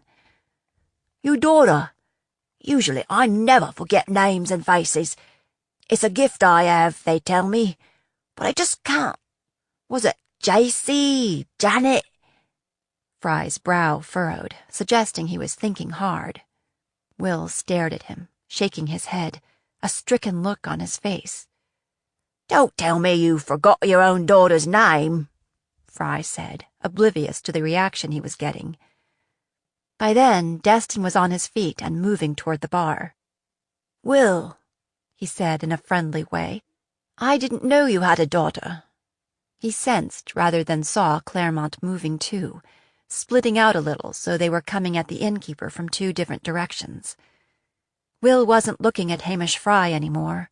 His eyes were riveted on Destin. "I don't like to talk about her. She was killed," he repeated desperately. "She's dead." "I'm sorry for your loss," Destin said. "I'd like to hear more about that. Would you mind if I ask you a few questions about her?" He nodded toward the back room. "Let's go in there. We'll talk about it over an ale." He reached out to put a hand on Will's arm, but the innkeeper backed away, keeping the bar between them, shaking his head. "Jenna! It was Jenna!" Fry said triumphantly. "I never forget a name." And then he stared, puzzled at the 3 men circling the bar. "We don't want to hurt her, Will," Destin said. "We just want to find her." "No!" Will cast about wildly, looking for any route of escape. Destin heard Claremont's sword leave its scabbard. "No, Claremont, don't hurt him," Destin said quickly. "We need to talk to him." He wanted to get his hands on Will Hamlet in order to spell him. If he could subdue him, they would quickly find out what they needed to know. But Will kept his eyes on Destin. He seemed more frightened of Destin's empty hands than Claremont and his sword. He knows I'm a mage, Destin thought. He's afraid of being questioned with magic. Will threw a glance over his shoulder, then bolted for the door. Claremont stepped into his path with his sword, aiming to turn him back. Will hesitated a fraction of a second. Then, with a cry, he sprang forward, seized the surprised guardsman by the shoulders, and impaled himself on Claremont's blade, driving on until there was only inches between them. They stood face to face for a moment, innkeeper and guard, and then Will slid to the floor as Claremont, cursing, pulled his sword free. Then it was bedlam. Someone screamed. Destin and Claremont were both swearing, and Hamish Fry, the tail-spinner, was shrieking hysterically. The room quickly emptied as people fled madly through the doors. Except Lyle. The boy stood as if frozen, staring down at the body on the floor, his face a mask of horror. "Lyle! Quick, boy, find a healer!" Destin ordered, although he could tell by the look of things it was too late for that.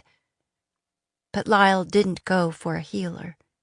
Instead, he sank to his knees next to the body of the innkeeper, cradled Will's head in his arms, and lifted a high, keening wail, a primitive animal cry of something lost, and lost forever. A voice that seemed wrong, somehow. Then Lyle looked up at Claremont, golden eyes blazing, mad with pain and rage. He reached under the velvet jacket and came up with something shiny in his hand. A dagger. The shape of the blade struck a chord in Destin's memory. Lyle barreled into Claremont, carrying the much larger man all the way to the ground. The blade rose and fell twice. The truth-teller reared back and met Destin's gaze defiantly. He turned the blade, gripped the hilt with both hands, and buried the blade in his own chest. "Lyle, no!" Destin lunged at the boy, got a grip on his wrists, tightening his hold until the dagger clattered to the floor. The dragon hilt was gaudy with rubies and garnets, the blade dulled with blood. Destin realized with a sick recognition where he had seen that sort of dagger before. He knew that if he wiped off the blood, he'd find runes along the blade. He pushed Lyle down on his stomach on the floor, straddling him to keep him down. All of this was instinct. His mind was still trying to catch up, to divine why the boy was so distraught over the death of an innkeeper who had treated him with little more than indifference. Why a truth-teller would carry a dagger encrusted with jewels, the sort of blade carried by the Carthian blood-sworn guard. Was the truth-teller working for Sully, looking for the girl on his own? Did that explain his strange magic? And then it came to him. He reached for the hat first, the ridiculous velvet hat, and pulled. It was tightly secured with pins, and he had to yank at it several times before it came away in his hand, exposing a mass of hair pinned underneath. He raked his fingers roughly through it until it came free, and tumbled down, pins clattering on the floor. a thick braid that was much too long for anyone in Delphi to be wearing these days. When he shoved it aside, the neck beneath was nearly black, smudged with dirt or coal dust, artfully so. Spitting into his hand, Destin scrubbed vigorously away at the dirt on the back of the boy's neck. And, gradually, there was revealed just below the hairline a shining web of gold, centered by a faceted stone, embedded in his skin. A mage mark. "Claremont!" he shouted hoarsely. "It's her!" When he got no response, he looked over to see where the captain lay on his back in a pool of blood. Hardigan, squatting next to him, shook his head. "He's gone, sir." That's too bad, Destin thought. I intended to kill the bastard myself. "Get everyone out of here and lock the doors," he said. Gently he rolled the girl over. Her breathing was wet and labored, and she kept her golden eyes fixed on Destin's face, as if memorizing it. "Go to the breaker, you heartless bastard," she gasped. "You're too late." No! Destin ripped open her velvet coat and the linen shirt underneath to get at the wound. The blade had entered just beneath her ribcage. Blood welled from the wound, trickling onto the stones beneath her. He put his ear to her chest, listening for the wet sound that would tell him she had hit a lung. Her breathing was clear, but the flesh around the gash was oddly cold, something only a mage like himself could have detected. Icy fear channeled through him. The girl was damaged, despite all his efforts to prevent it. Worse, if what he'd heard about this blood-sworn blade was true, she was as good as dead already. The question was, should he let her die, or move heaven and earth to save her? There were things he needed to know before she died.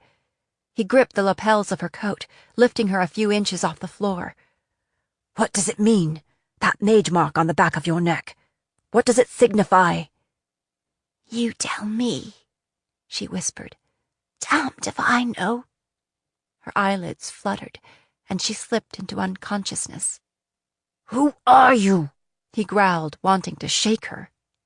"Why is Celestine hunting you? What does she want with you?" That answer, if he had it, would have helped him decide. But he didn't have it. Since he couldn't raise the dead, and he had to answer to the king, he'd have to save her if he could. Though he was a mage, Destin knew nothing about healing. He'd never been encouraged to develop that skill, and he wouldn't trust anyone in Delphi enough to put her into their hands. He had to get her to Arden's court.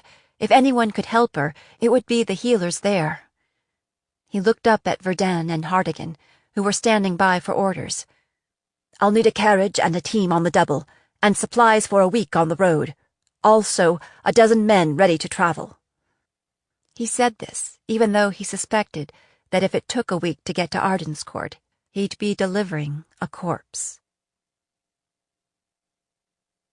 21. Ash meets the king.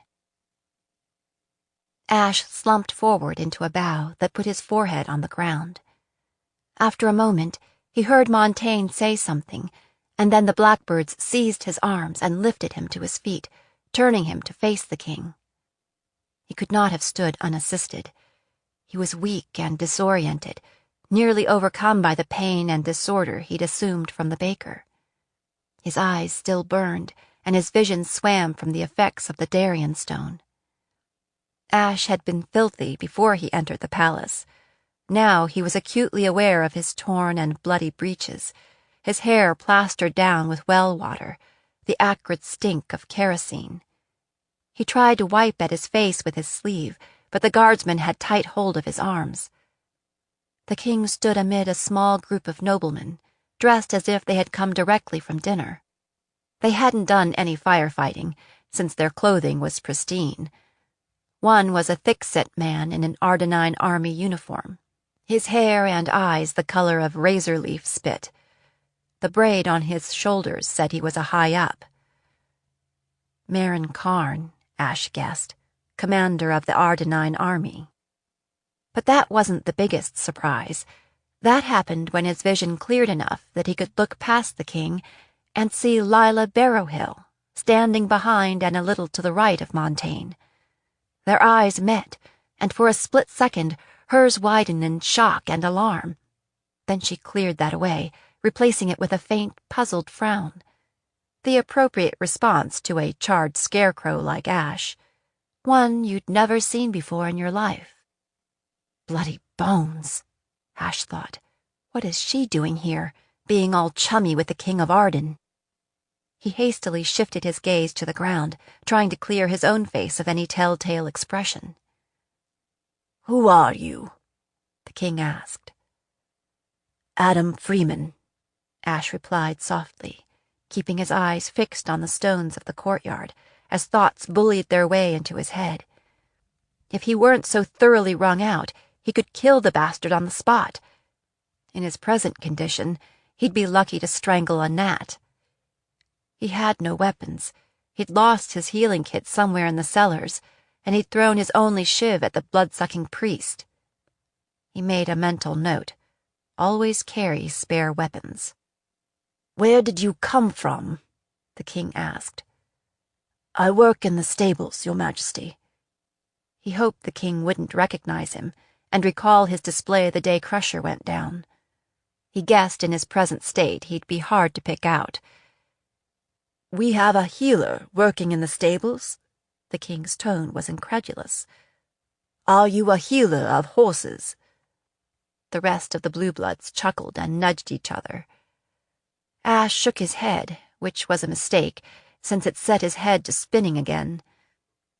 "When I came here, I applied to work in the healing halls, but they said they didn't need anyone, so Marshal Bellamy took me on." He stole a glance toward the kitchen. It appeared that the fire was entirely out. "We always have a need for healers, Freeman," Montaigne said. "Especially those who perform miraculous cures.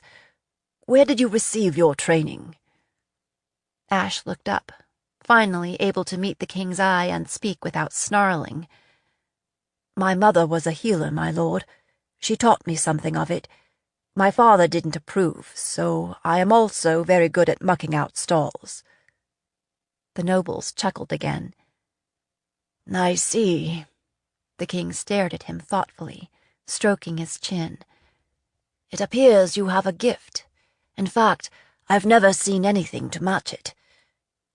He was talking around the issue of sorcery, but it lay there between them, nonetheless. "I would recommend caution, Your Grace." This was a new voice, and Ash looked up to see that it was one of the king's companions, a tall, spare man in dark religious garb. A great rising sun of Malthus was emblazoned on his tabard, and he wore the keys to the kingdom on a heavy gold chain around his waist. Bloody bones, Ash thought. It's the Principia himself, the spiritual head of the Church of Malthus. Ash racked his brain, trying to recall the man's name. Ah, that's it. Cedric Fosnot. Do they all drink the blood of mages? Ash wondered. Or is it just the Darien Guild? He sent up a prayer for the latter. "This healing could be miraculous," Fosnot continued. "A manifestation of the Redeemer's mysterious mercy. But the man may not be a true healer." He looked around the circle of Blue Bloods, his expression grave, making sure he had his audience. "It is possible he is a sorcerer." So either Malthus did it, or I'm dead, Ash thought. But he said nothing. He knew he was on very treacherous ground. Malthus could have the credit as far as he was concerned. Receiving no response from Ash, the Principia gestured toward Haman. "This healing could be no more than an illusion. The flesh could be corrupt beneath the skin." He produced a thin blade from within the folds of his robe. "Perhaps we should open him up and see." At this, Ash tried to lunge forward, but found himself still restrained by the guards. "Don't lay a hand on him," he said, forgetting himself in his outrage. "He's been through enough tonight. Leave him alone." "Perhaps the mage fears exposure," the priest said calmly. "Your Grace, for safety's sake, I recommend that, he be delivered to my office for examination by the Hand. The Hand of Malthus was the team of inquisitors maintained by the Principia of the Church, all priests and all adept at the art of torture, or so Ash had heard. It was said the Hand could force a confession out of any man, guilty or not. Or, to say it another way, they had never yet interrogated an innocent man. Montaigne often used the red-clad priests of the Hand to punish his enemies when it suited him politically. At least that was what was said in the Fells. This church is bound to have my blood, one way or another, Ash thought. The king shook his head. Father Fosnot, I disagree. The note of warning in his voice was unmistakable. This boy is no sorcerer. I can always sense the taint when it is present. The Principia bowed, his face tight and unhappy. Likely he knew better than to contradict the king. In one of those ironic twists of fate, the King of Arden had intervened to save the life of someone he'd marked for death. Odd that nobody suggested that they search him for an amulet. That would have been the most undeniable proof. It was as if they all knew how to play this hypocritical game. Montaigne turned to his cadre of guards. Take this boy to the guest quarters. See that he has a bath and a change of clothes. I'll want to see him in the morning. That was said loudly for the benefit of everyone, and then Montaigne turned and spoke softly to Karn. Suspicion flared in Ash's muddy mind. What did that mean, the guest quarters? Was it code for the dungeon? Had he been recognized after all? The two guards who had hold of him made as if to escort him away, but Ash dug in his heels. Am I to be taken prisoner for helping a man, Your Majesty? He demanded. Is the practice of the healing arts illegal in Arden's court? The king looked up, surprised. No, my boy, he said softly, making it clear his patience was being sorely tried. Here in Arden's court, we reward those with talent by washing the filth off them and finding them something useful to do. He nodded to the two guards. Proceed. He turned with a swirl of his velvet cloak and strode across the courtyard, his courtiers following, like a comet with a long tail. Two blackbirds began sliding the baker onto a litter in order to carry him inside. The guards had their hands on Ash's arms, and he could feel the tingle of magic in them, and he knew there was nothing to do but submit. They led him in through the servants' entrance he himself had breached earlier in the evening, slowing their steps to match his stumbling gait, half supporting him when he faltered. They walked back through the palace, past the staircase where he'd met the Darien brother, and kept going. Given how the day had gone so far, Ash half expected the Darien brother to appear at any moment, condemning him by calling out his name. But he saw only the usual servants and scribes, who quickly moved out of the way, staring after them after they had passed. No doubt he looked like a prisoner, towering over his two guards. They were probably wondering what he was guilty of. Finally, they entered a quiet part of the palace, tastefully appointed, lined with sumptuous suites and apartments. At least this didn't seem to be the way to the dungeon. Windows along the hallway looked out to formal gardens, still blooming with cool weather flowers. They passed libraries and game rooms, all empty of people. At the far end were more modest quarters, maybe meant for ladies and attendants of residents of the guest suites, rows of plain wooden doors, all the same. Ash's escorts stopped in front of one of them, pushed the door open, and stood aside so he could enter. It was a small, plain room with a stone floor and brightly woven Wiehenhaven rugs scattered here and there. There was a fireplace at one end with a small sitting area, and a bed at the other with a trunk at its foot. There was no window, no way out that he could see. His two guards stepped outside and closed the door. Ash stood awkwardly in the center of the room, faint with fatigue, unable to put two thoughts together. There was a looking-glass on the wall above a pedestal sink. His image in the glass was frightening. His face was reddened, as if sunburned, and his eyes a flaming red from the effects of the Darien stone. He supposed he looked like a demon, though the king must have assumed that it was the result of the smoke and the flames. Ash lowered himself onto the raised stone hearth and nervously shoved his fingers through his filthy hair. A brisk knock at the door aroused him.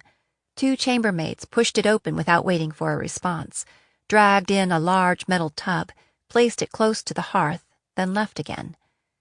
They returned moments later with a trolley loaded with buckets of steaming water. These were big, muscular, sturdy girls who lifted the buckets of water easily and poured them into the tub. Then one of them laid a fire in the fireplace, which she lit with a coal from a tin box. While Ash watched from his seat on the hearth, the servants came and went twice more, bringing more water and soap and scrub brushes and towels. Then they stood on either side of the tub, as if awaiting further orders. The hot water in the tub looked wonderful. Ash decided that if he were going to be arrested or knifed to death, it might as well be after a bath. He creaked to his feet, his body remembering every bad thing that had happened to it. "Thank you," he said. "Now, if you don't mind, I'm going to take my bath now." They moved forward in tandem, like well-matched carriage horses.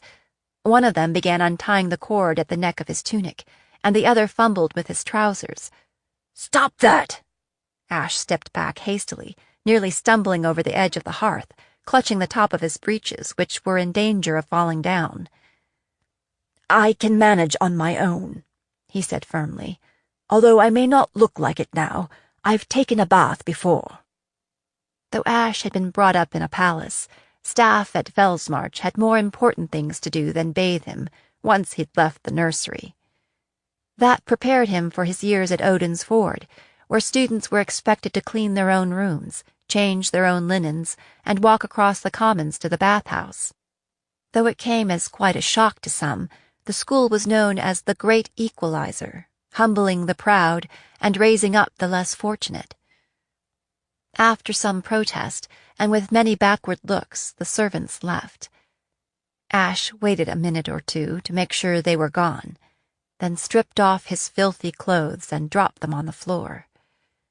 Wearing only his amulet, he eased into the hot water gratefully, despite the stinging of the wound on his leg and all his bumps and bruises from the cellar.